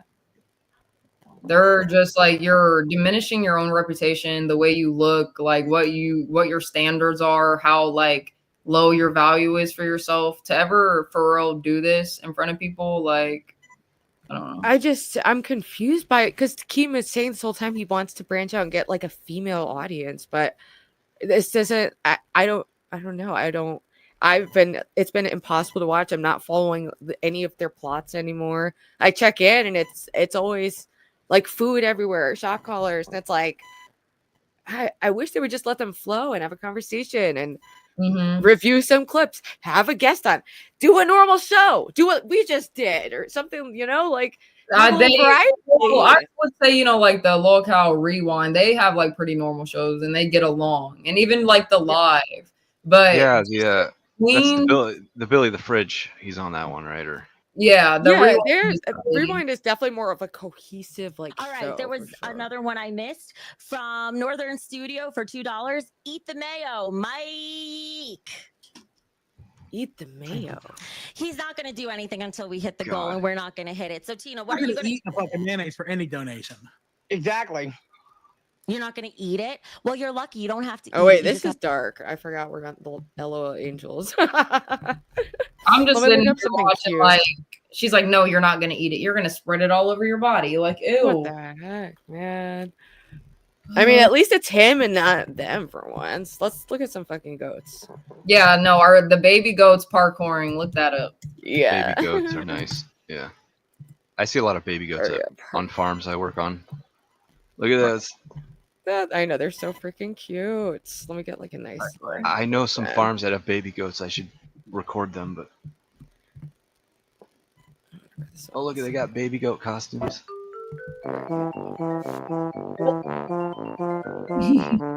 Oh, they're so funny in person too.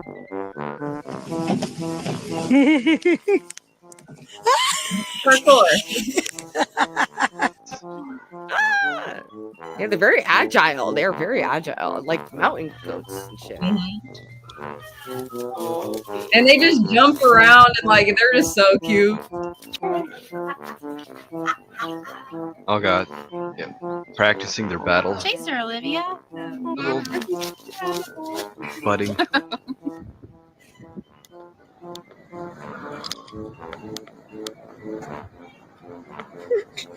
Aww. They're like puppies with their ears. Those things can jump freaking high. They can.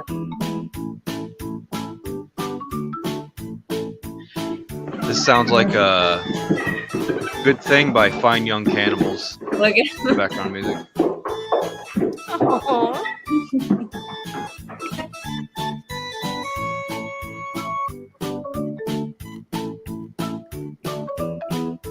Precious.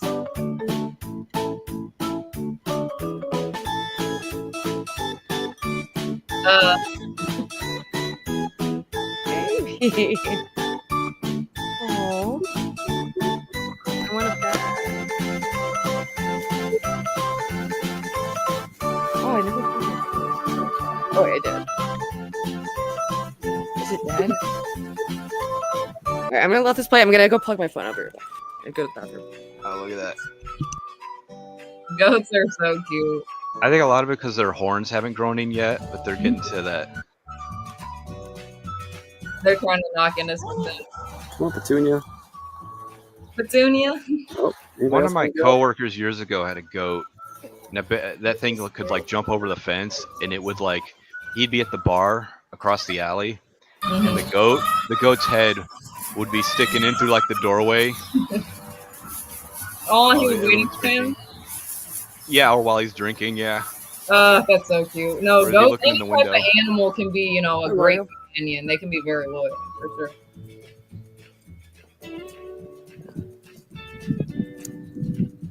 Oh, man. That's a chunky little one. Trampolines are so, like... Yeah.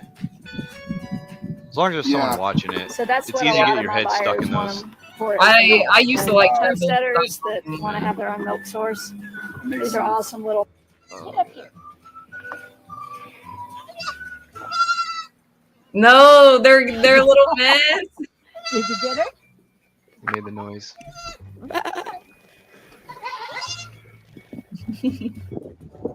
Me too, Napster.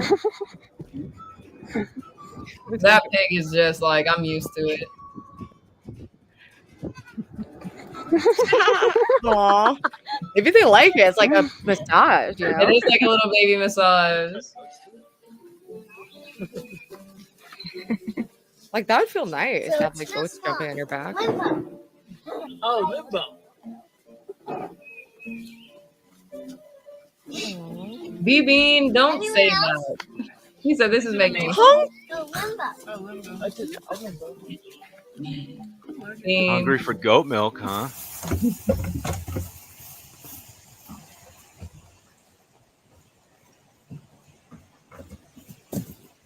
Realized we were going to have a little It looked like he baby did a flip. I was like, what? And of course, they stopped doing this the minute I take the video, but there we go.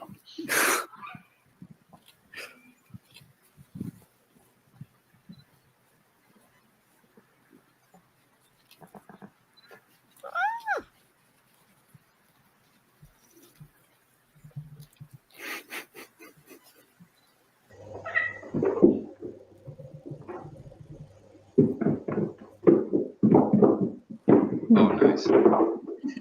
There should be somewhere there on a piano. You know those floor pianos, and they're like giant. If you put a Oh, goat dude. in those, Yeah. When I was a kid, I saw that movie Big. That famous scene. I used to have a pet snake. I caught it from outside. It did pass away, though, unfortunately, as a child. Oh, it's texting.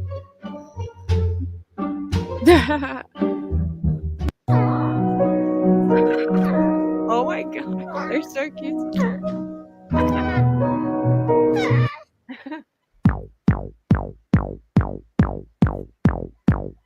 Oh my god, that's literally why I'm vegetarian. Unironically, that's where I learned the term. That was a really Dude, I saw Jurassic Park in the theater. So That scene where the T-Rex like ate the goat. I saw that in the theater and I about pissed myself. That was Dude, so let's freaky. watch that. I want to watch a Jurassic Park scene. I fucking love Jurassic Park. I don't really remember what Jurassic Park scene you're talking about with the goat. Dude, okay. The It's T-Rex T-Rex. I've swallows seen it. Jurassic Parks. I don't remember the goat scene. Oh my god. Jordan it's the Park? best, like, It's not really film. impacted Oops, me. Jordan, I got Jordan Peterson on my mind. What is it?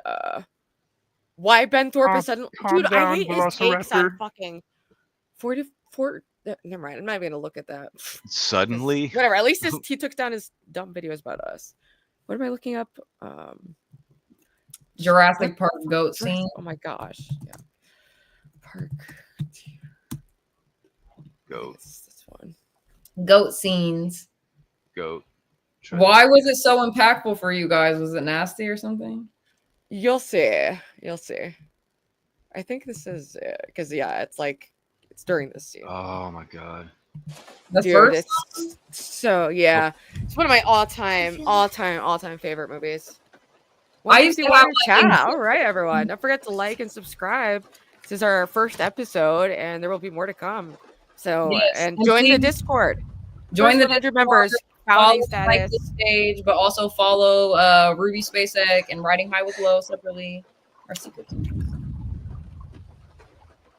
I think this movie, like, it gave me anxiety whenever, like, right after probably the goat scene, whenever, like, the T-Rex was chasing the car and, like, it was just so close. Oh, to the God. Looking Yeah. back, I remember having anxiety during this part. Maybe it's the power trying to come back on. What is that? And these things, like, why did they make the coolest things in movies back in the day? Dude. Like, think of Spy Kids. I've always wanted those little gadgets and, like, their food that they would Yeah. put in the microwave. My friend had all the Jurassic Park toys Where's and the shit. goat?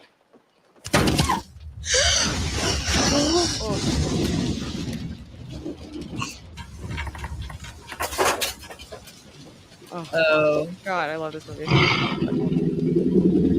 the goat leg is crazy. I remember that. That thing was a big fucking robot. The puppets are so much better than this, whatever they do now. Yeah, it's practical meets CGI, like limited CGI. Like nowadays, yeah. There was still some like like too much on it. He left us. He left the kids. It's crazy. Yeah, that's why he deserves to get eaten. I remember this part though. Yeah. Now, where does he think he's going? When you gotta go. When you gotta go, you gotta go. You gotta go.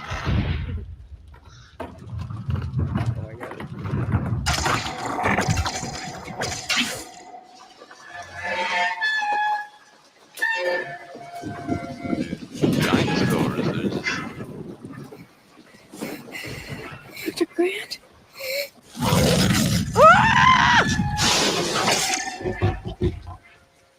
When did you first see this? Did like your parents rent it, or? I believe I saw it in theaters when I was like very. You must have been like 3 or something. Yeah, 3 or like 4. I was a very small memory, but my mom. I could have been mixing up positive. Definitely saw the later like one. Keep absolutely still. Dude, we should do an LOLangelz movie night. Except it's being copyrighted the fuck. I'm probably might get in trouble for this. We're not. We love us. We love us. Oh, this scene is so fucking crazy. Turn the light off. Turn Yeah, the no, light this off. that always gave me anxiety. I'm like, these people are stupid. Dude, when it's like the glass, holy shit, what a scene. Uh-oh.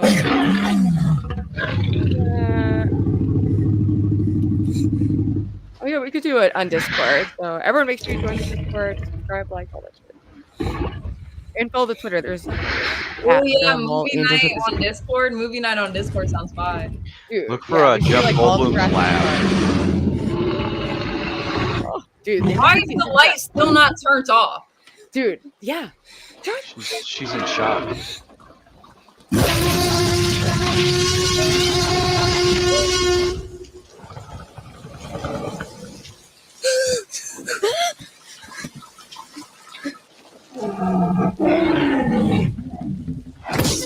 This big ass robot.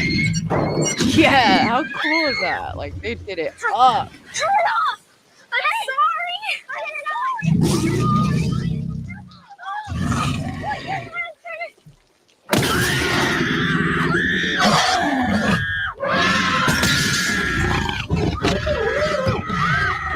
Wing kids would have been dead.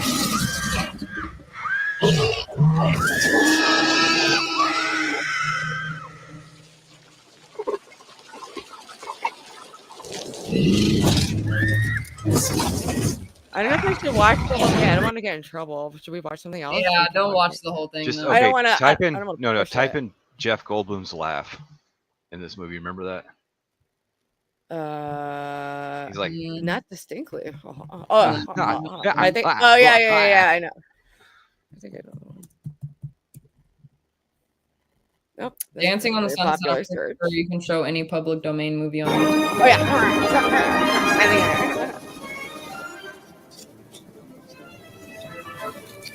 So you two dig up dinosaurs? Wow. Try to. I love Laura Dern. You'll have to get used to Dr. Malcolm. What the heck? What kind of laugh is that? He is a character. That is funny. No, I used to like him in any movie that he used to play. I can't even remember the movies he's played in, but he's always just been a good actor to me. Oh, The Fly, where he like literally falls apart. I don't know if I've seen that one. How about check this? He shit freaking out. he didn't have kids until he was like 68. Oh yeah, 68. Yeah, that's when Jeff Goldblum became a father. What the heck? Yeah. He was a grandpa, literally pushing or holding a newborn baby. I think Hugh Hefner had kids like super. Oh, he had them early, late, mid, whatever. I think he's got several. Satisfying videos. Oh yeah, I can fuck with satisfying videos. Right? I was like, what's wholesome? Like, nice.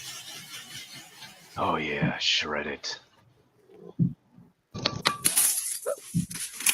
That's nice. Whoa. Why are they breaking that glass? Oh, I thought it was ice. It was ice. I wouldn't do that. That's glass. It has to be. No, it's ice. I don't really know.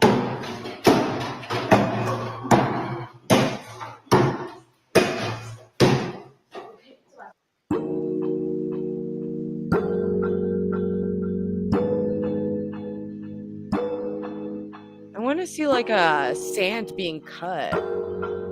That's what I'm like craving.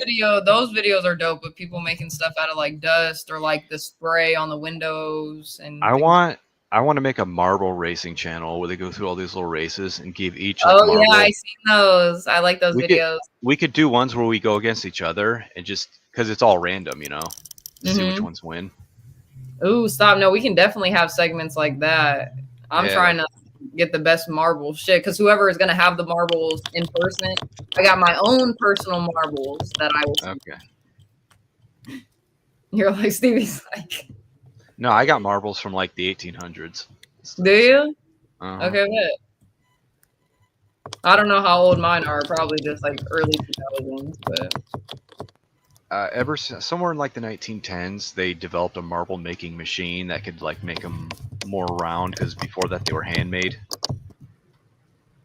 Yeah, no, marbles have always been like just so cool and fascinating to me. Oh, very like. I don't know, like it's always been something that I've been attracted to as a kid. Like I just love marbles. Oh, I've been hyper fixated with them almost my whole life too. Like, that's been like I would say like anything that's small, like even like little like small figurines or like anything small, I'm like obsessed with. Like I can't lie. Like I actually know I want to show you guys something because I have the cutest little guy. I used to have micro machines. They're like Hot Wheels, but they're just tiny. And the commercials had that guy that talked like 1,000 words per minute. I don't know what guy this is, but he's from Star Wars.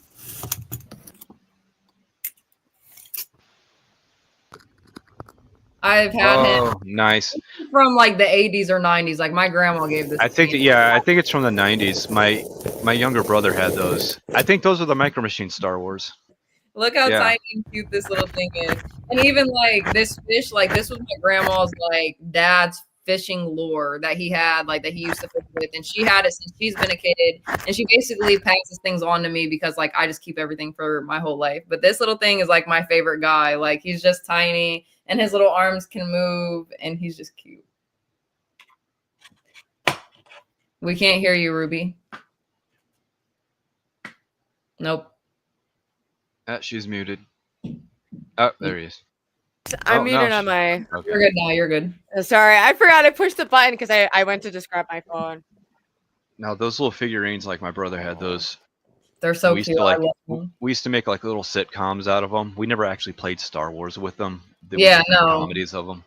That guy, he's just been. I don't know. And what's crazy is like, do you ever like think about how much stuff like, you know, that you got in when you were a kid or even just a teenager, and then out of nowhere it just disappears and you're like, damn, what happened to that? And like so many things like go like missing in my life. These two things like I've literally had been like 8 years old, and they just like. It's funny you mentioned that. When I was about 3, 4, or 5 or something, I had a Micro Machine car, and I put it into the 8-track compartment of my mom's old stereo, and that thing was in there for freaking years. Now we played with our toys to the point that they were all scratched, but we later found that thing in the 8-track compartment, and that thing was like looked brand new because it hadn't been played with, but it was lost for like years. And then you just somehow found it. Yeah, no, those are one of the best feelings too, is when you find something years and years later. And this was kind of like that. Like, I don't know where, I just looked at my stuff one day and like, I just found my two little possessions. I had these Gumby and Pokey figurines. I remember I got them. Yeah, I got them like the Christmas from when I was like 2. Like, I remember what the package looked like and everything. And like, I've lost those things so many times and found them again. It's crazy. Like, I still have them, but. I wish I just still had all of the kid toys, like the old McDonald's toys, like just little, like, even do you guys like, Ruby, do you remember like little Polly Pockets, but the one from like back in the days where they literally could like fit in your pocket and they'd be attachments and like Dude, every I little love that shit. intricate Anything tiny, I loved. Well, there was the guy version, Mighty Max. Dude, we should look up. I can probably look up a video of it. I'm feeling so nostalgic right now just because. Yeah, let's look up the old toy. They don't put like details into kids' toys like that anymore. Like there are not like I don't care. Like kids will never know the type of childhood like that. Some. They're coming. Their toys, I think, are getting better, and they're starting to like be more throwbacky. Like no, like I'm not gonna lie. I do have pack. this cool toy. I don't know, but I think it's like a new toy. I want to show it to you guys. There's more cheaper toys, but there's also a lot of like good new toys, or at least what I see in the checkout line. Let me see.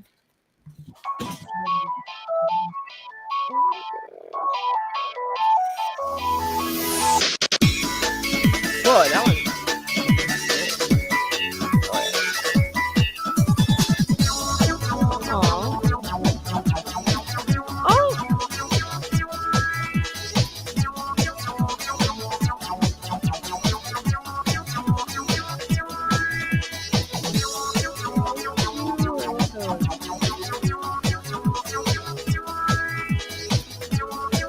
Dude, all the girls in school had these.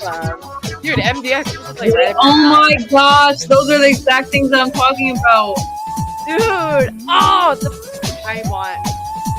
Bro, all the girls at school like had these. They would bring them for show and tell. Dude, I've never seen some of these, but a lot of people. I miss my childhood. I'm sad. Dude, I still fuck with this shit. Like, I still buy some animals. I don't give a fuck. Oh, if I seen that at the store, I'm buying it.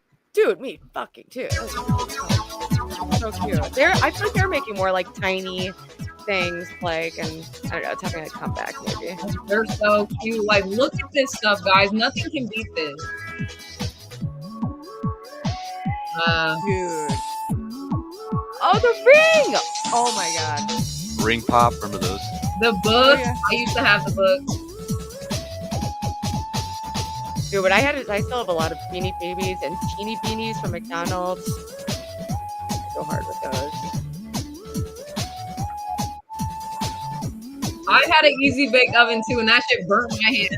Dude, me too. I loved that. Whatever it made, the little cake, that was so good. I loved it. Look, I want to show you guys this game because I don't want to say I stole it from my nephew, but I basically damn near did because he doesn't get to play with it because I just like it's mine. But it's basically okay. It like has Bumblebee on it, but it's like these things that you press in that's like a pop it, right? But it's like a game, so you turn it on. That was really loud. What the fuck? Hold on. Let me see. Dude, we should do a show and tell at the end of each stream where each shows something. Dude.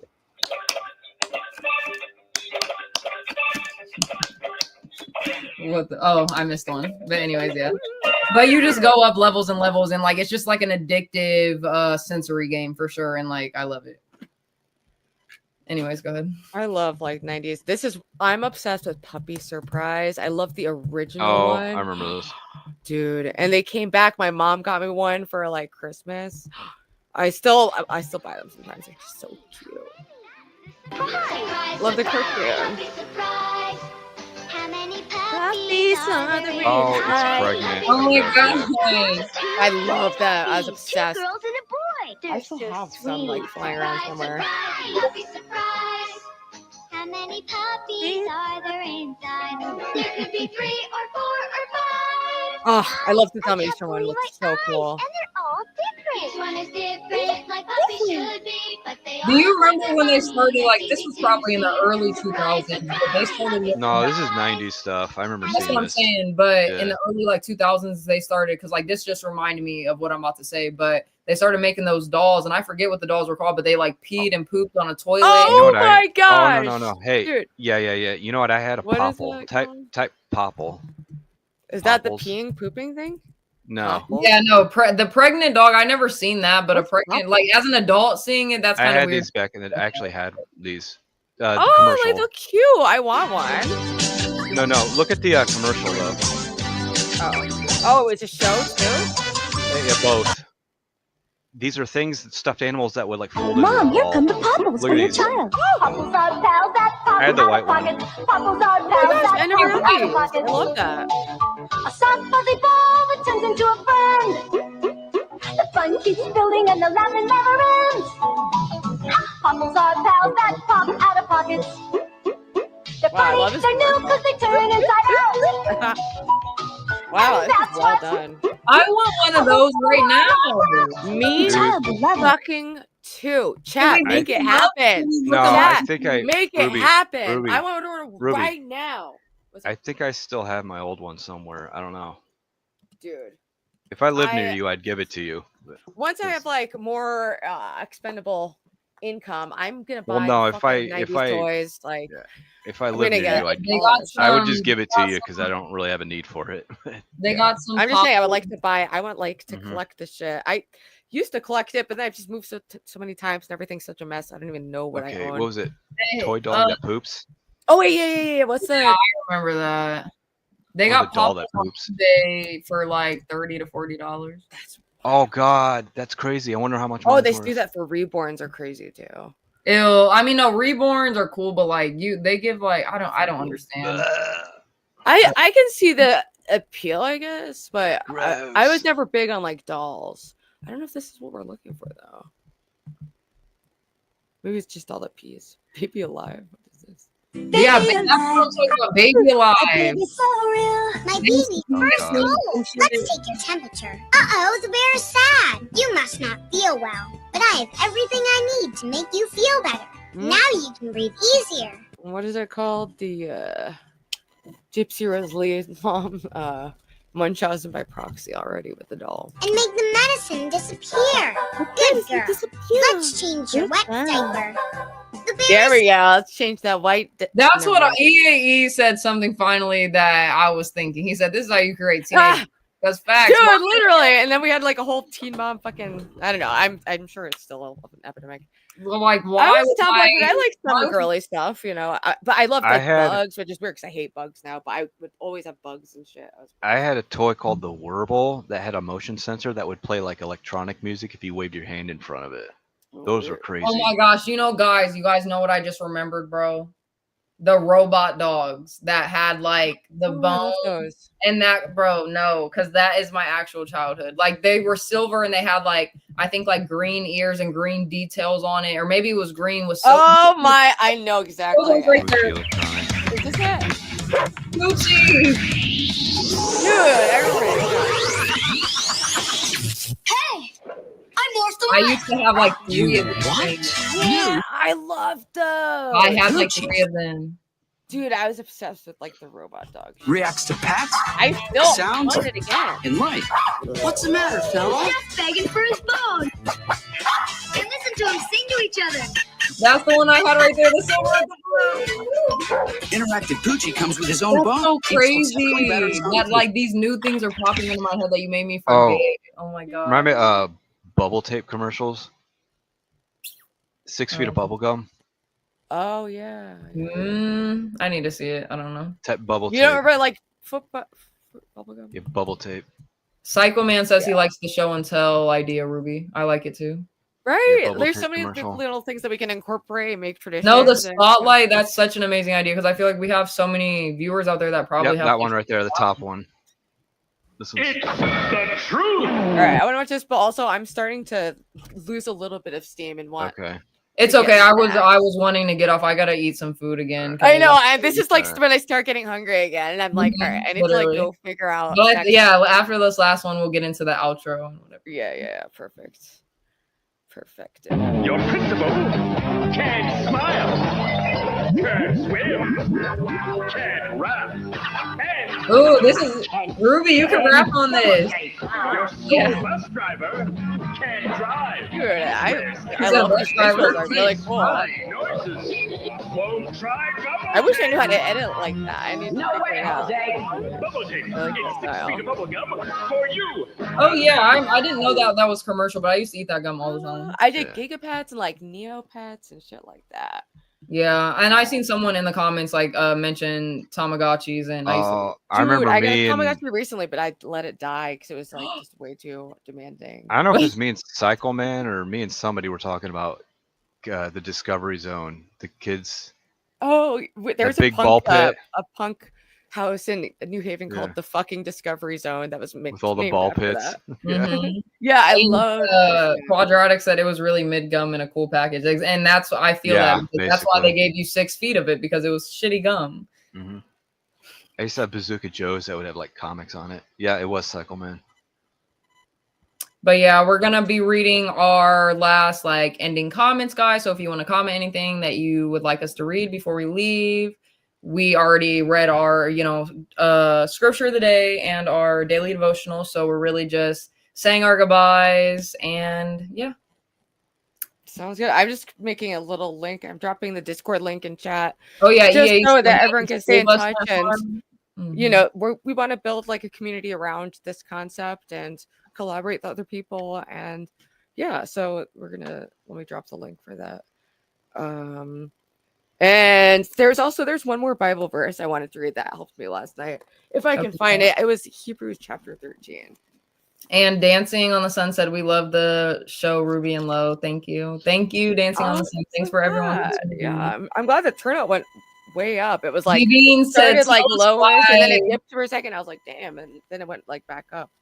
Bean said, tell us why people should subscribe. First of all, you should subscribe to me and Ruby because we are absolute angels. That's number one. Secondly, we're only spreading positivity and love. So if you're tired of getting hated on and people not seeing you and recognizing you and your efforts, and you just want to stress and like vent to people, we're here for that.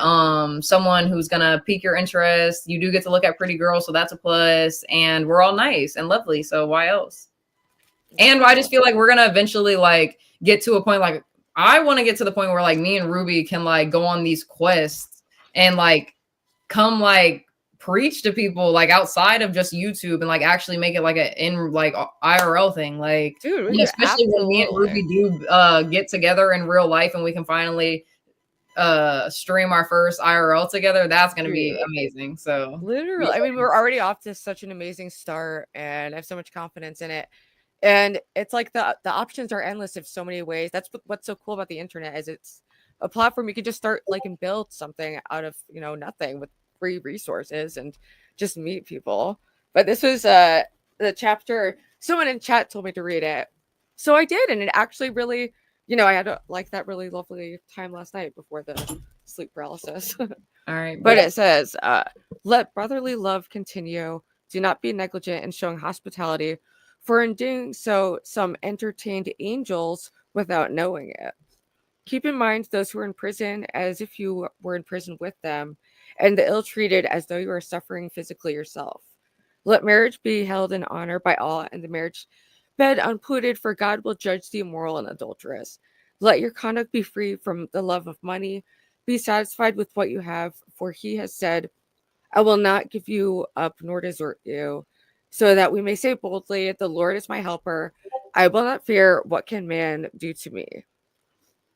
Amen. No, and I love that part about you don't know if you could be speaking to an angel, because there's probably so many people that you come across, like that homeless person asking you for money just to see, God's testing your generosity, or somebody asking for help, a family member, anything. Like any person can be used as an angel really quick, and you could be helping that angel, and that's an amazing thing. So we got to be generous out here, guys.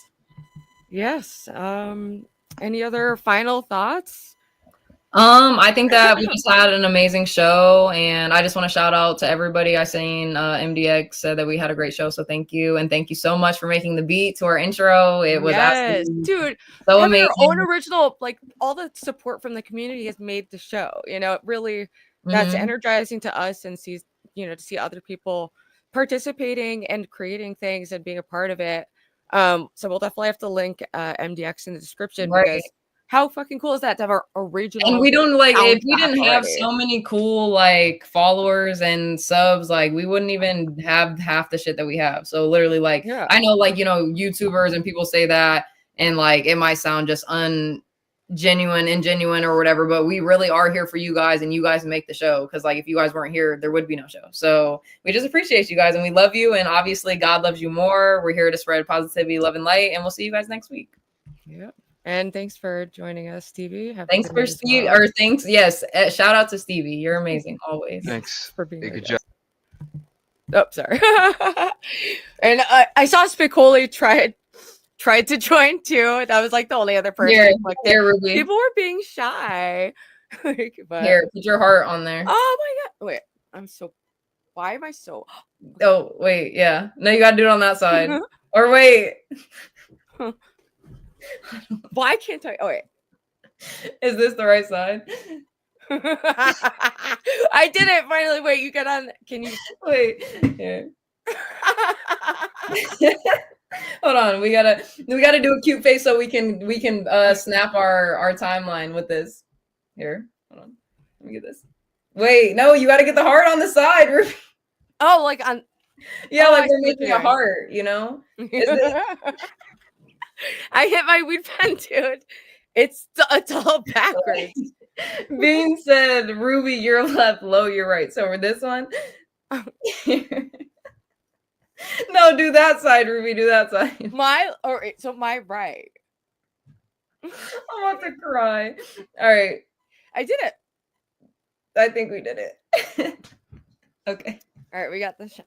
Oh my gosh, we are ridiculous. All right, we're hitting end He screen. said, "Ruby, you're left, Low, you're right." Guys, we give up because this is ridiculous. It's like right when I figure it out, like that's it. we'll make it work. We'll do some CGI post. Yeah, we'll figure out some editing. stuff for you guys. But we hope that you guys are all blessed, and God is looking over you, and He is telling me to remind you guys that you are loved very, very much. Okay, you're more precious than rubies. He knows you better than every star on this earth, and that you guys will be okay. Everything, any situation you're in, it'll be okay. Exactly.